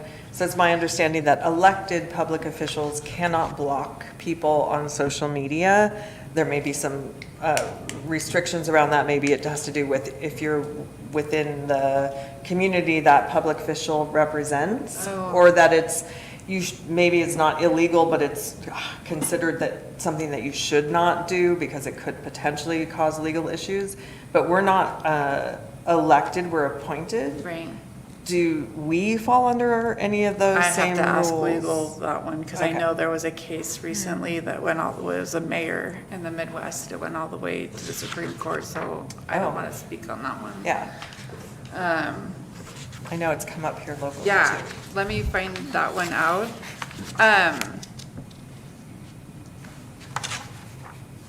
Okay, so social media rules, I told you that, commenting, texting rules, logistics only. You can, are you attending the meeting, or you're running late, or call me, agenda posted, please send me the report, but, not allowed discussing agenda items, discussing how they will vote, or how you will vote, sharing opinions, polling other members. So to be clear, like, there could be a text thread, but only to discuss logistical.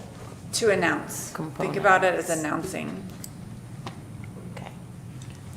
I think, Like- like between us, there could be a text thread, but it's only logistical things like I'm running late to the meeting. Yeah. Or like, who's available to do something? Like, for instance, like we put up flags for the cultural district. Yeah.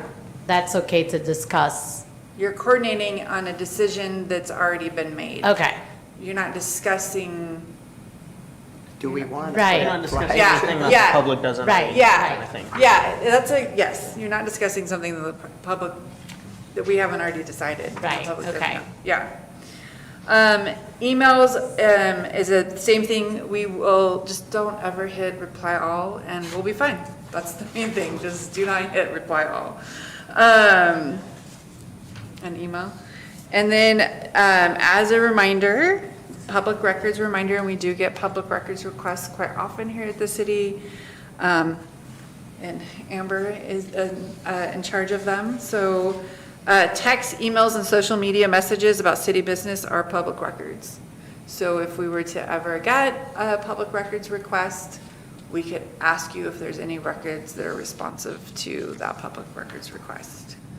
And does that, if we don't have city email addresses, so we're using our personal email and we don't save emails, it's our personal email, is that an issue, or do we have to now save personal emails? So you do not have to save personal emails, but personal records of your personal phones, emails, Facebook messages, text messages, WhatsApp, Signal, etc., are all subject to Public Records Act requests. Okay, but you don't have to save, I guess I didn't understand. You don't have to save them, but they're subject to So it? if we got a Public Records Act request for something, and we believed you had records, we would ask you for those records, and we might even supply search terms to look in your emails for those records, and you would let us know if you had any records. Okay.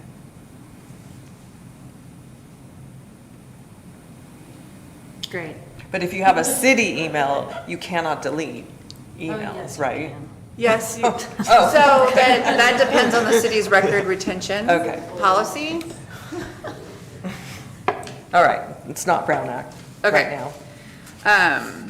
If it relates to city business, it is a public record. Got it. The easiest rule is do not discuss city business with more than one other member outside of the public meeting and never reply all the emails, group texts about city issues.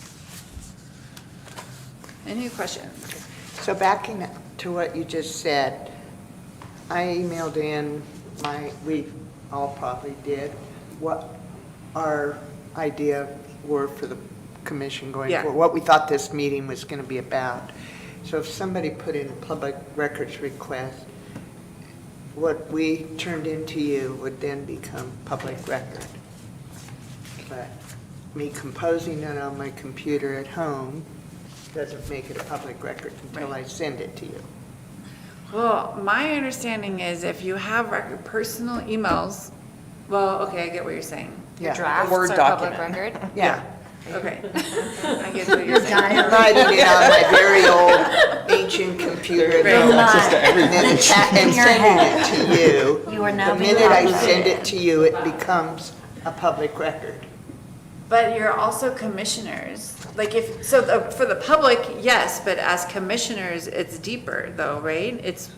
I'm not sending it to the other Right. commissioners, I'm sending it to you because you asked us Yeah. to turn in Yeah, our thoughts for this Right. meeting.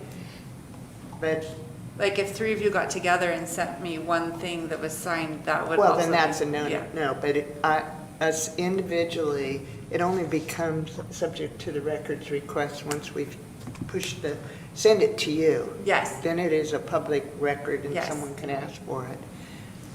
yes, But sitting my other 7 drafts that said, heck no, this is. Right, no, you know, yeah. You know, Yeah, I mean, that, yeah. yeah, I those think you are can all, have a draft email. and those that's are not all- public You'd record. like to Garbage. think, but who knows? Okay, any other, I have a couple quick questions. So Brown Act is California only or federal? I believe it's California only. It's a California? California law? I don't know. Okay. Well, we're in It was California. made- It was made in California in 1954. I don't know if it's If it been doubled covers- over. I believe Okay. it's California only, but I believe there's also. Other there's types. Federal law that may be. you know, Sunshine laws. operates There's also under- Bagley Keene that operates in California, so it depends on what type of body you are. Okay, I just looked it up, and yes, it is only in California. okay. Other states might have their own. They And probably then, copied us. can we, so we aren't able to have a conversation, a discussion, comments during public comment if someone, they just give their public comment, that's it, we don't have conversation. Can a commissioner at the end of the meeting, during their reports, can a, Because I've usually seen it done that way. okay, something can potentially get brought up that relates to an earlier public comment? So that's a yes? That's what I've seen done. people do that, because your report, it's always agendized that you have a report. What you say in your report is what you say in your report, you're not speaking for the body, so. Okay. And you could recommend an action then at that time, potentially? Or you, no?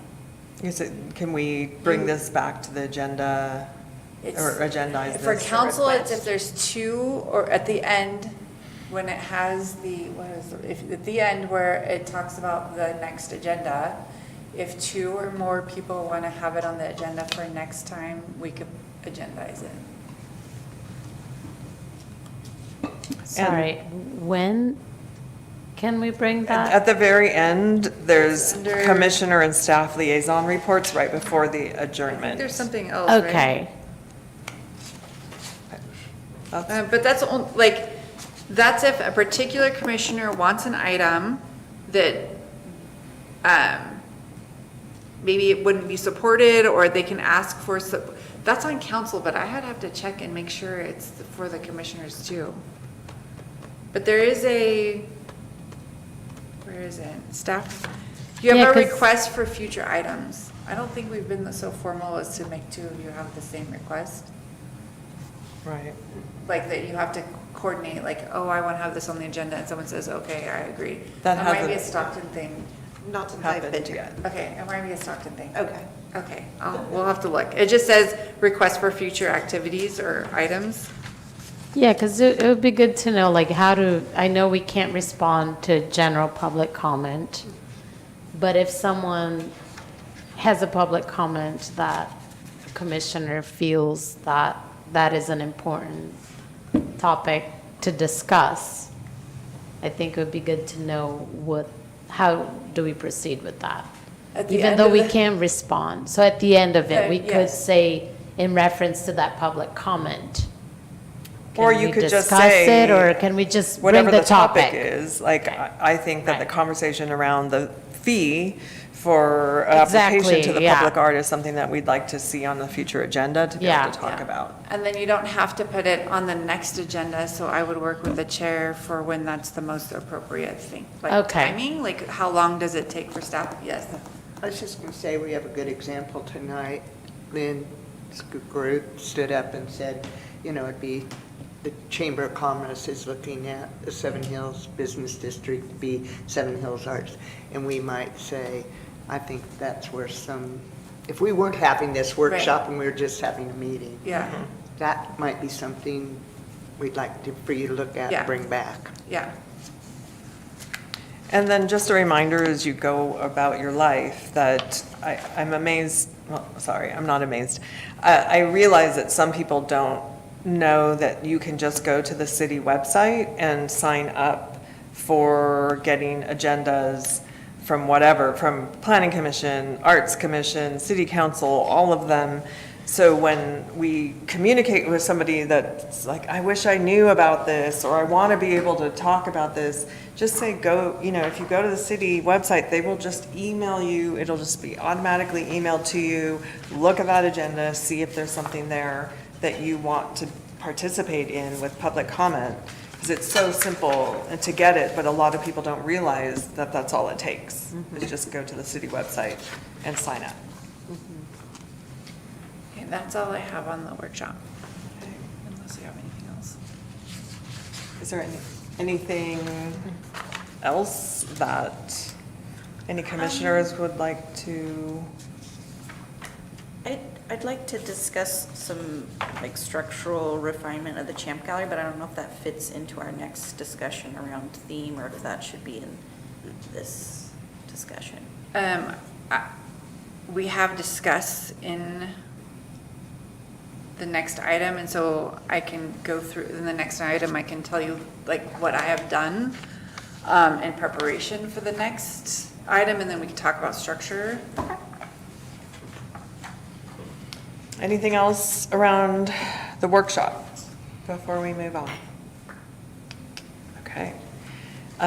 So then we are going to go on to, oh my goodness, is it item number 2, right?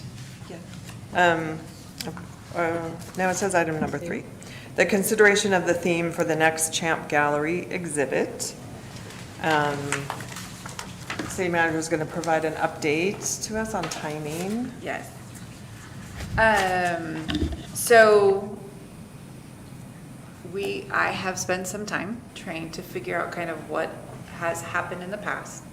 I did find a call for artists. I did find a list of the current artists that are hanging in the gallery now so I can communicate with them.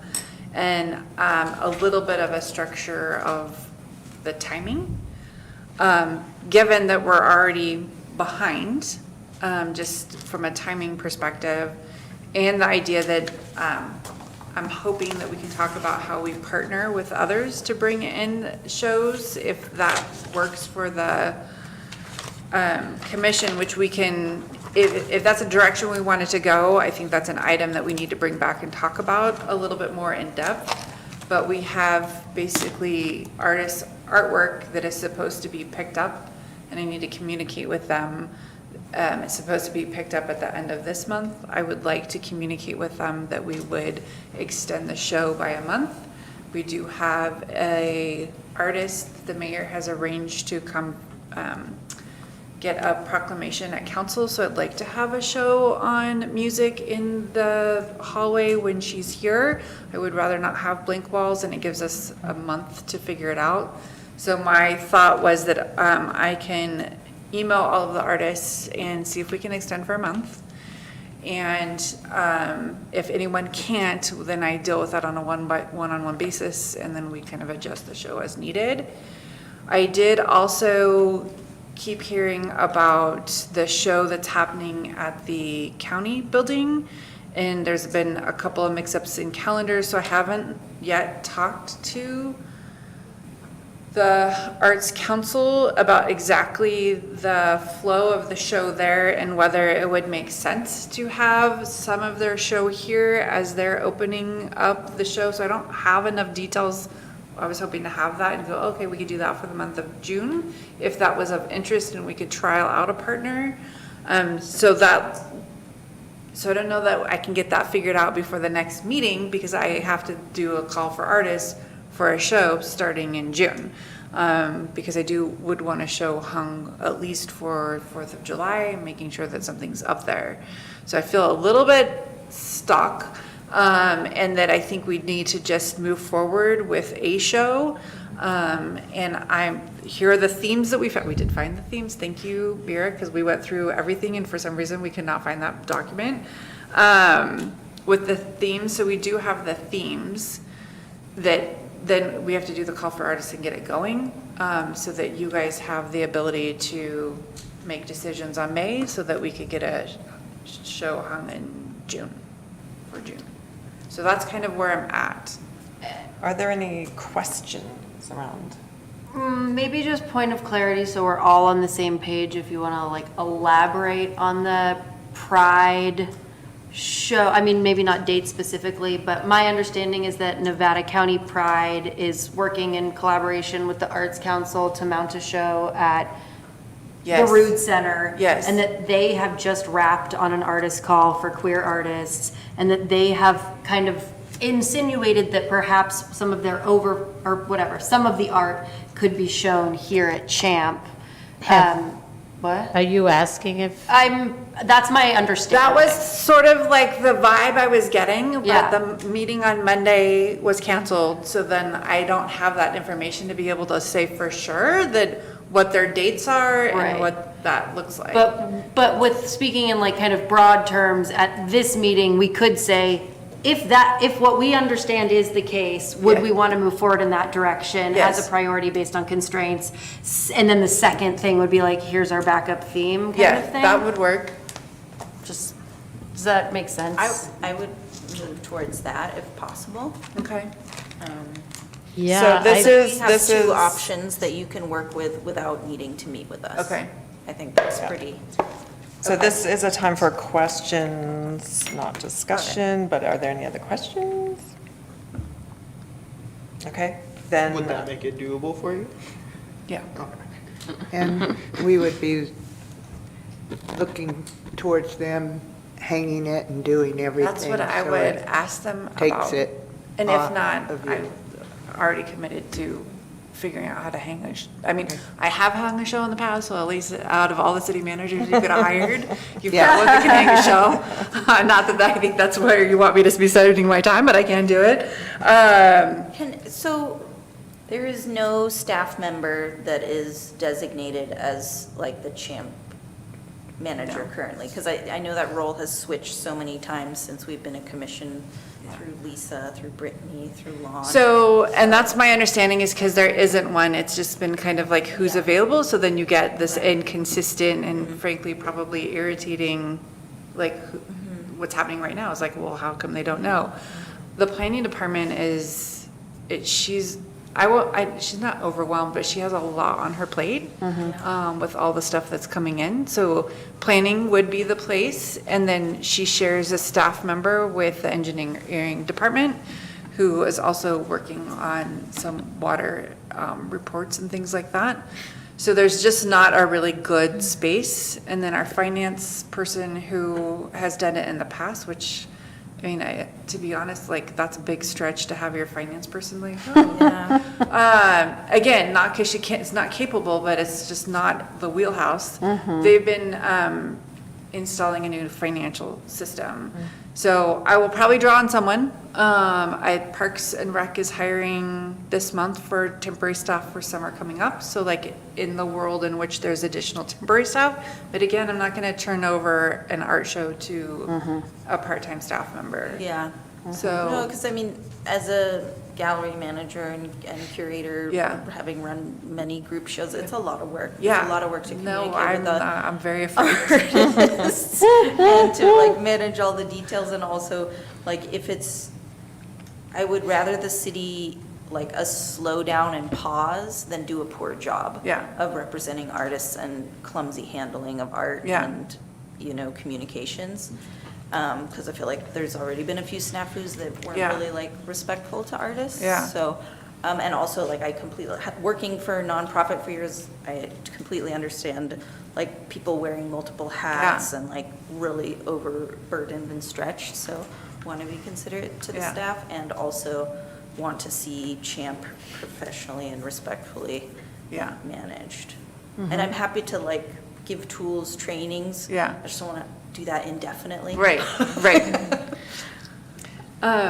If the commission wanted to recommend trying to coordinate with Pride Center and my understanding and Arts Council together, So Art in Public Spaces is Okay. a partnership of Nevada County Arts Council and the County of Okay. Nevada. Okay. And the way that we run that program is, for some of the exhibitions, we partner with certain local organizations. The Pride specifically, yes, we've partnered with Nevada County Pride for that exhibition and created an entire advisory committee with LGBTQ queer community to help guide and inform that exhibition. So it's a very extensive process. It's a very full process. So I don't know, I think it would be a conversation with Hannah, who coordinates Yeah, that that's what program, I and I meant. know you Yeah. were meant to have a meeting. Yeah. Usually, probably, we would need a lot more, like maybe 6 months in advance in order to add a new location. But if there's been, I think it just requires a conversation, Yeah. you know. And there is models, you know, that we can think of for Champ Gallery too. Different models that maybe there are partnerships, you know. We do all the work for Art in Public Spaces, and I know it's a lot. Right. So we can think of different models.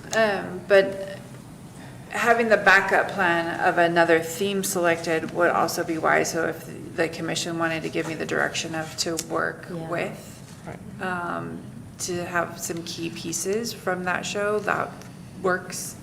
But also if not, then, and the allowed to be slowed down a little bit too is helpful, but a theme, the next theme would be helpful, which they are in your packet. So if there aren't any other questions, then I want to open this up to public comment, if there's any public comment. All right. So any discussion, now we can get to the discussion part of the agenda. So how are we feeling about, did you want to start with your thoughts around? Oh, yeah, I mean, I think just what we're hearing about staff capacity and constraints and stuff, that if option A is an option, I would move that we allow Nevada, that to just play out. And maybe if we need like an ad hoc mini group of this group to like work with you to make some decisions, again, maybe we like empower a group of 2 or 3 of us to help with that. And this is like, if they have pieces that we can use. And yeah, and then just like for context, if we are going to pick a theme for an artist call, it's a big deal that it's the first Nevada City Pride Parade this year. And I think it would be awesome for us to support that effort and do something to celebrate Pride. And I like the emergence theme, and it looks good to me.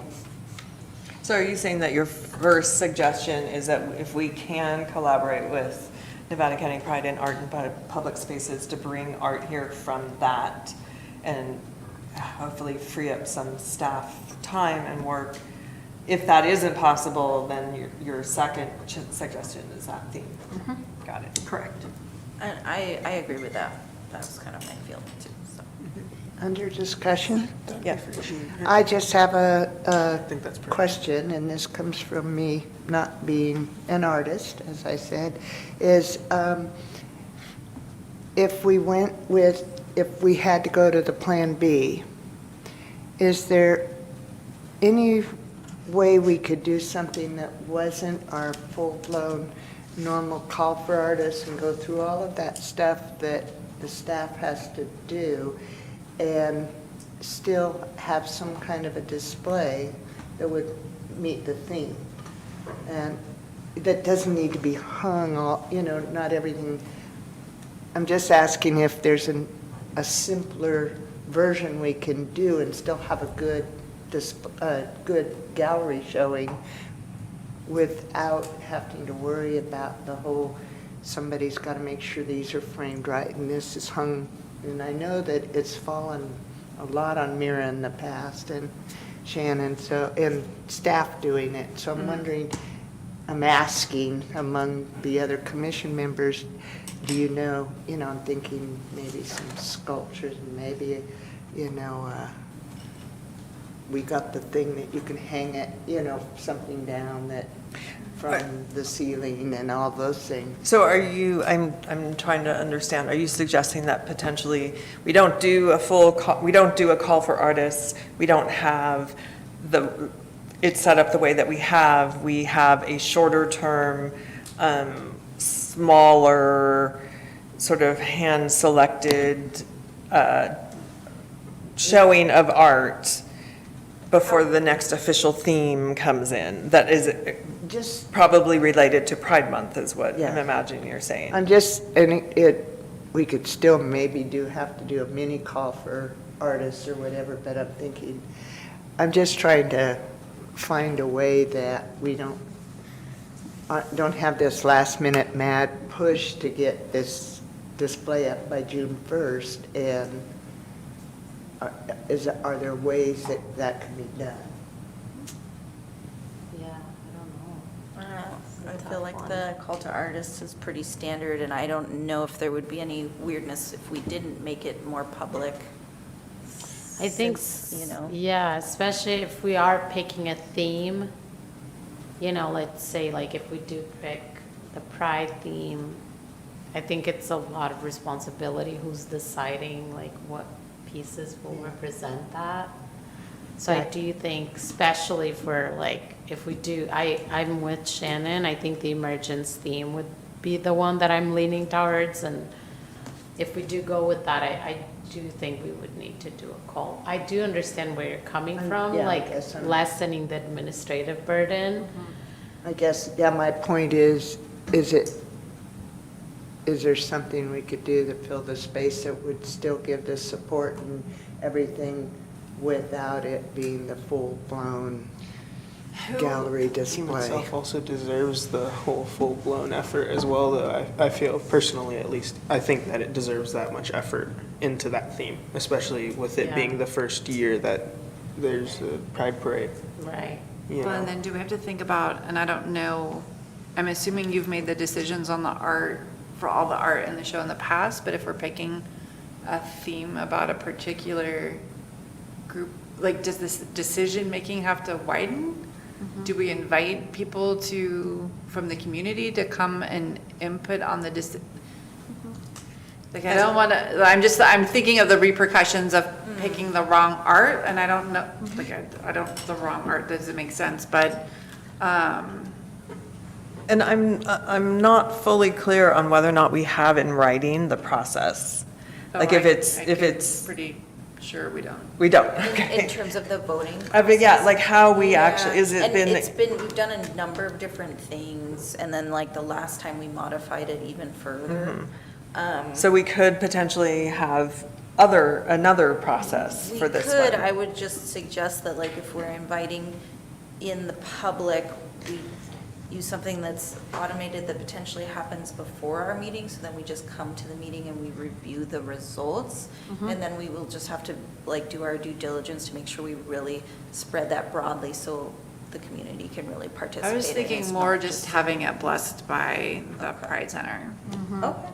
Like, just so that there's, even if the collaboration doesn't work, but just because of they're deep in the process, that maybe there's a little bit of working with the community versus, Like maybe we outsource the voting process to a Pride group? We Well, send them the submissions yeah. and we ask them to make a selection of, as 'Cause- much art as we can fit in there? And that's the only thing that comes back to me is, but once again, if it's not in writing, maybe we can do this however we want. But that the reason why we did the selection at the meetings is about that transparency and, but if that's not something that we're tied to, it's not in writing that this is the process that the Arts Commission must go through to make decisions about what hangs in the Champ Gallery, then we could also, I imagine, say Yeah. this time we're going to do it differently.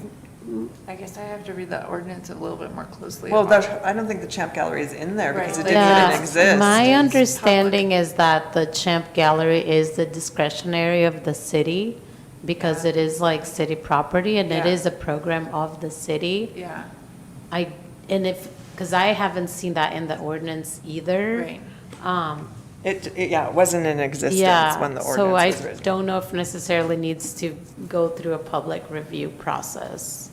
So what you could do is you could direct staff, me, to pursue the partnership with the Arts Council and the Pride Center for their current call to action, with the backup theme of emergence, and create a ad hoc committee of 2 individuals to support in the decision-making process for anything that we're not thinking about right now. And then if we were to, so that could be the action. And then if, in May, if we were to delegate out the art pieces or work in partnership with Pride Center for our own show, that could be an action that we take in the May meeting. Yeah, I'll- that sounds good. I don't know, we have a motion and a second, so I'd like to make an amendment to that motion to add what we have was a just motion? said. We don't have a motion yet. I thought that you made a motion and No, I Mira- just said that sounded good. Okay, So- okay, I thought you two had motioned and seconded that okay, so if we don't, Yeah, we don't have a mean, motion. Well, and I can't make a motion. I was just suggesting no, something no, that I'm could work. just saying that. But we what can make a was just motion at this said- point, if somebody would like to make a motion at this point. Before we did that, I had a quick question on, with you saying, choosing the hypothetical wrong pieces, right? If we were to outsource to have other people choose the art, how would it be the incorrect piece if it's LGBTQ plus artists who are creating the work? I think it's more, I like to, so my recommendation or my thought process behind that comment was, I don't like, how do I want to say it? Making decisions about another community's representation makes me a little nervous. So having a partnership with that community as we move forward, it, to me, helps ensure that we're not, Misrepresented. yes, like I the, think, Jonas, it's almost the same as the resolution that was passed about the Renteria being able to review any art to make sure it was appropriate before it was approved, you know. So that would be the same thing, that we're not approving something yeah. that isn't, right. Okay, thank you for clarifying that. Yeah. I appreciate that. It was just poorly worded when it came out of No, my you mouth. were all good. I was just getting a little confused. I'm not following, as y'all are saying, you're suggesting the emergence theme, which I think is great. But when you say that if that's a backup theme, what do you mean? What's it back up to? The number 1 would be this partnership with Art and Public Spaces and Nevada County Arts Council that already has a Pride-themed exhibit that's going to the Root Center. Oh. So That there could would be like potentially an be arm split or here. come here. Which A second I gallery. don't know if that would be possible. I see. Yeah. Okay. But I think there could, see. I know there's a meeting, so that would be the first. But then if not, like, what's the theme that we would then do a call? You know, and I think we're talking about having like a review panel that represents LGBT if we went with the emergence. So maybe this is an opportunity for everybody to look at the different themes, like if you guys agree, if you all think emergence would be the theme, there's 2 LGBTQ themes here on this list too, you know. The other point is picking that theme doesn't allow us to slow down. You're basically saying have an art show hung by June 1st. Yeah. So that does just, which I'm not saying is impossible. We're getting a grace period of a month by having the current one extended. But it does, and then, yeah, which Right, is if- fine, which is, Yeah. it's fine, we'll figure it out. From my perspective, I would much rather we don't have anything up and we have blank walls for a month if we can't pull it together than put something in that, try to jam something Yeah. in that isn't good. That's just Well, my. yeah, I don't see it as that's one of the choices. I see it as it's the Nevada County Pride, Nevada County Arts Council art show that we get to be an arm of potentially, or we choose this theme, and then the call to artists goes out very, very soon. Yeah. The decisions get made at the May meeting or before, if they're based on the outside. And it gets hung on June. I mean, that's still the schedule that we have had in the past. It's just a little bit wonky because there's not, there's different people and, but that's what I'm hearing. Yeah, So that's fine. Yeah. Would the motion be that we give the city manager, you would be the person to have the conversation with? I'm meeting with him tomorrow. Okay. Great. So that when you meet tomorrow, we give you the authority to, if we can work together to have an arm of this public arts, art in public spaces upcoming show, to have an arm of it here at the Champ Gallery. That is our first preference. But since we don't meet for another month, that the motion also includes, if that is not possible, then we go with the emergence theme, and there's an opportunity for a couple commissioners to work with you to make sure that that happens in the way that it needs to happen, Yes. right? Yeah. I second that. You have to Yes. choose the two commissioners. Okay. I can be a part of that. I have some trips coming up very soon that I don't want to put myself in a place where I can't be there. So anyone else want to go along with Mira? What does it involve? We don't know yet. Just be part of some You're signing basically off. Answer your acting emails. you're basically acting an ad hoc committee to guide the city manager and the upcoming show as pivot points come up. Yeah. Because it's really, yeah, and so then it's a short-term ad hoc committee to get us through kind of the city manager's first art show. Yeah, and you should have a template for our artist call. I think I did find that. Yeah, it's just like an online And I have a list forum. of like 100 and something artists. Yeah, and probably previous organizations we've emailed to. Yeah. And then let us know when it's ready, we'll promote it. Okay, But I can definitely help support. okay. I can help support. Great. Okay, so now we have the two commissioners that would go into the motion, right? Okay. Do I need to repeat that whole thing? No. Okay. So I move, Shannon second. All those in favor? Oh, we need a roll call? Do we need a roll call every time? No, if a decision's being made, a motion's being made, yeah. Okay. Roll call, please. Okay. Commissioner Mathco, Aye. Commissioner Ariana, Aye. Commissioner Wilcox-Barron, Aye. Commissioner Arbeck, Aye. Commissioner Clark, Aye. Vice Chair Harney, Aye. Chair Negrete. Aye. All right. Move on. Woo-hoo. All right, so the final item on the agenda tonight is information regarding the process for electing a chair and vice chair. And city manager is going to discuss this process for us. So our ordinance doesn't dictate how we do it. The planning commission also doesn't have anything written in there, so there was nothing to mirror it off of. I asked the city attorney, what is the process that we need to abide by? Or what is the default? And the default is a year, so I think overall, I would recommend us updating this once we get through how we want to do this. But in general, at the next city council meeting, the commission would select a chair and vice chair for the upcoming year. At the next Public Arts Commission Is the meeting. next, did I say? City Council. I did? Yeah. Oh my God, it literally says commission too, because I wrote it down. And I still said it wrong.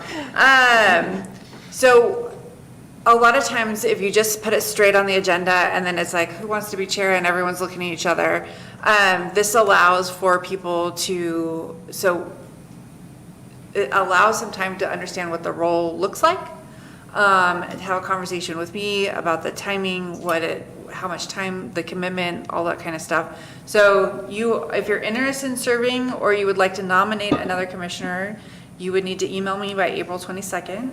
I will confirm their willingness to serve and include the nominees on the agenda. So you would basically put your name forward, or you would nominate someone, and then I would talk to that person to make sure they're willing to serve. And then we would have them on the agenda and you would vote on them. So it's not just kind of like a haphazard, let's do it all at one time. The timing has gotten off because that didn't happen. So, but it's actually. Wow. Oh my God, that's like meeting's over. The timing could work for us because it would line up with when the other chairs take positions with city council if we did it on the July 1st, and then it would go for a year, and this would be a standing item. The other thing that is not in our, I call it municipal code, I go between ordinance and municipal code, sorry, but it does not say that the vice chair automatically rolls up into the chair. So that's something that could be discussed if you would like. It would need to be agendized, and it shouldn't be agendized at the same time as we're voting on it. So I would prefer to get the chair figured out and the vice chair figured out. And if you so wish for this body to have that continuity, which I would suggest, because it helps staff in kind of keeping things going, that the vice chair automatically move up to the chair. You could do that through your nomination process this year if the vice chair wants to serve as the chair, and it would just happen kind of organically, and then we could go and have a discussion about it next year and whether you want to change the ordinance. Okay. Are there questions about this before we have discussion? And this is the part where the Brown Act comes in, right? Because coordinating nominations cannot take place outside of this room. So either you're interested or you're interested in nominating someone. You send those to me and I will coordinate those. I have a question. So when you said that you would explain the role. Yeah. Are you saying that you will do that tonight, or that would be you would do that independently with anybody? Just anyone that's nominated if they have questions. Okay. Yeah. What it would be to work with me. Okay. If there's no more questions, Just did one you have a quick question? question. Yeah. Say you nominated someone, you asked them if they wanted to, like, say someone hypothetically nominated someone, you asked them if they wanted to be nominated or Yeah. go work If for they the. yeah. Exactly. But they said no. Could you then nominate someone else, or would it just be like you have one? Kinda. Huh. I'm like, now I'm wondering if that's going.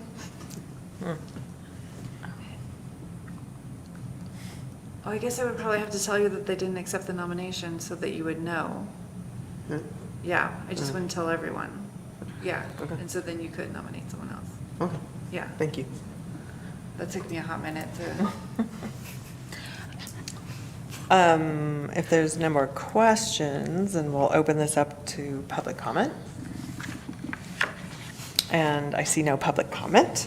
So if let's discuss what do you all think about the process that was suggested or Process sounds good. July sounds good. I like it. I hesitate to have the automatic roll-up, although I am interested in being chair. I hesitate to do the automatic roll-up just because we have some like succession planning-y considerations in this group because 4 of us Terms. started in 2024, and so we just want to be mindful of that kind of timing. So maybe we don't want to like chisel it into stone and Okay. just, it could be a norm possibly, but Okay. yeah. So meaning like potentially this year it would be that way, and the next year we can Sure. do like a. It doesn't different- have to be that way, but like, Some people do it as a practice, but it's not written Right. down. It's think- kind of just generally understood. What Shannon is bringing up is that we should be mindful and, or be aware, maybe we're not even aware, honestly, I'm going like, when are the terms over? What? Be aware of our terms, so that we don't necessarily have a chair and a vice chair who are both going to, our terms end at the same time, and then there had been nobody in that vice chair position who actually has a longer term, you know, who's still gonna be around, who had that opportunity to kind of get. So now the chair and the vice chair have had no experience whatsoever as either of those. And we've wandered off to, you know, greater pastures or something. But part of it is like keeping clear on when our terms actually end. Yeah. Because I'll, Amber, we need to make it known. Yeah, and I think that might be good to note too, like, I think we were on a January, like a calendar year, not a fiscal year, so if we want to shift that, like, did the terms end? Maybe we, so that we do like a June. call for new commissioners Yeah. in June or May instead of November, December, or whatever. we change that too. That I don't even know if that's sense to written me. down, yeah. She's like, it is. Oh, no, I'm just saying, I think it makes more sense to do a call I in think the we're spring done and start in July. 2028. Instead of right in the holidays Yeah. and, Yeah. yeah. Well, then maybe we just change it. Yay. Okay. So that means it would be an agenda item in July to discuss or To vote. to vote, I mean, yeah. Or, Well, since there was no clarity on the exact chair and we need a chair, then instead of like basically forcing someone to serve until all the way back to Right. January, we can go ahead and vote, and we would do that in May. And they can assume in July with the intention that we are going to change it to a fiscal. I just need to figure out how the terms work with all of you, because if we really are not staggered at all, we might also want to think about staggering the terms correctly, so that you're all not rolling off at the same time, and either we extend a term so that Yeah. we have to look at the creation of it, because I bet they didn't think about that. right. Okay. Yeah. Just Okay. one more question. So if the chair is done its term, does the chair leave? No, No. No. Okay. just become a commissioner. Okay, got it. Okay. I was chair. Yeah. That's right, yeah. Yeah. She's still here. I'm still here. I can leave. She just sits over there instead of over here. You just change. Change seats. Sink to the bottom of the heap, you know. I have this and she does. Exactly. So do we want to, is there anything else to discuss, or are we ready for a motion? There's no action. Oh, sorry, you're right. But potentially, the chair and the vice chair could stay the same, is that correct, or we have to switch it up? I just want to understand, because previously I remember Sean saying we could potentially keep the same chair and vice chair, or they could switch. It doesn't say. Okay. So because it doesn't say, it's flexible. Okay. But good practice is that you don't stick someone Yeah. into a leadership role with no exit plan. Right. For a variety of reasons. One, they might not be a great chair, and then you're like, please leave. And it's 4 years later. Or they have no end in sight and you're not developing leadership. So it's a good practice. I just wanted Yeah. clarity around that. So, I would suggest that we, and it was brought up to, we have to figure out how to do the chair situation, so that's this piece. And then I think we update the ordinance to how it should work, and that will need to be a discussion, along with kind of the term situation, and I think that can be we don't have to figure it out right this second. And the final update to an ordinance would have to be something in city council. Yeah, so I want to do them all at the same time. So Yeah. if there's other things that come out of the workshop meeting that we want to change, or like right now it says that meeting, we would meet every month, but then it says except by a calendar of the council, and I was like, why is the council deciding our calendar? So there's a few things that will come back, and ask you if you want to update. Okay. So we don't need to have a motion, so are we good with that item? And then we can move on to commissioner and staff reports or requests for future activities, agenda items. If anyone has anything should I go for you, Carrie, first as? I just have two things. One, we did receive an email from the Arts Council, and they've requested a proclamation for our April 8th meeting, which I probably should have put on our agenda, but it's the council's kind of purview to do proclamations, so I went ahead and put it on Arts Council, and we've done it in the past. But then they also have requested that we take a look at and pass a resolution recognizing and adopting the Culture Forward 2032 that was mentioned today, the Nevada County's Arts and Culture Action Plan. So I had responded earlier today that I think that this needs to come through the Arts Commission for review and discussion, so they would come and do a presentation, and then it would be recommended, I believe, at the council level. for Yeah, approval. I can speak to, is it okay to have a discussion now? Not a discussion, but you during can- your time. you You're can doing, discuss if it. you're doing a report, your report. Okay. So as far as adoption of Culture Forward, that would go through city council. Yeah. There was a presentation last year, and then there's the briefing with the partners, but the arts, I think last year, the way we did the proclamation is the Arts Commission was on that public city council meeting to proclaim April as Arts, Culture, and Creativity Month. It's a statewide campaign that we joined in Nevada County. The Board of Supervisors did that proclamation. As far as adoption of Culture Forward, that would go through city council, not the Public Arts Commission. Then we can have an We can- offline conversation yeah. about it and bring it back or not bring it back, but. Do you have any other? And then report? it's announcements, no? No, that's it, yeah. That was my announcement. Yes. I was going to invite the Arts Commission to be here next week as we proclaim April as Arts, Culture, and Creativity Month, so. But you don't want to invite us now? Yeah, I'm inviting you now. I just Like, I thought was going to, but nah.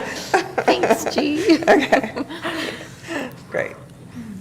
Kathy, did you have anything? I would love to have an item on the next agenda or a future one just to touch base about the evaluation of the Miners Foundry. And I just don't want that to get, previously I'd been talking to the interim city manager. I was part of a art exhibition that went up at the Miners Foundry, and I was helping to facilitate that, and they were really struggling with the art hanging infrastructure there and needing to rent pro panels. And I feel like it would be fairly feasible to set the Miners Foundry up as a visual arts venue, and it wouldn't be too challenging to put in some wire hanging system and get some pro panels that could live there permanently. So just curious how the commission might be able to support that vision or advise or participate in the evaluation of the uses for that space, but just want to keep that conversation going. Do you have anything? I don't. My report's pretty simple. It's just I don't know if you guys like to dance or anything, but my sister always has shows going on at her shop and over at the Owl and the Unchurched as venues for where she's just always having a public showing of local music and also other out-of-town bands and such, but a lot of local artists that she's trying to have playing in her space. Nice.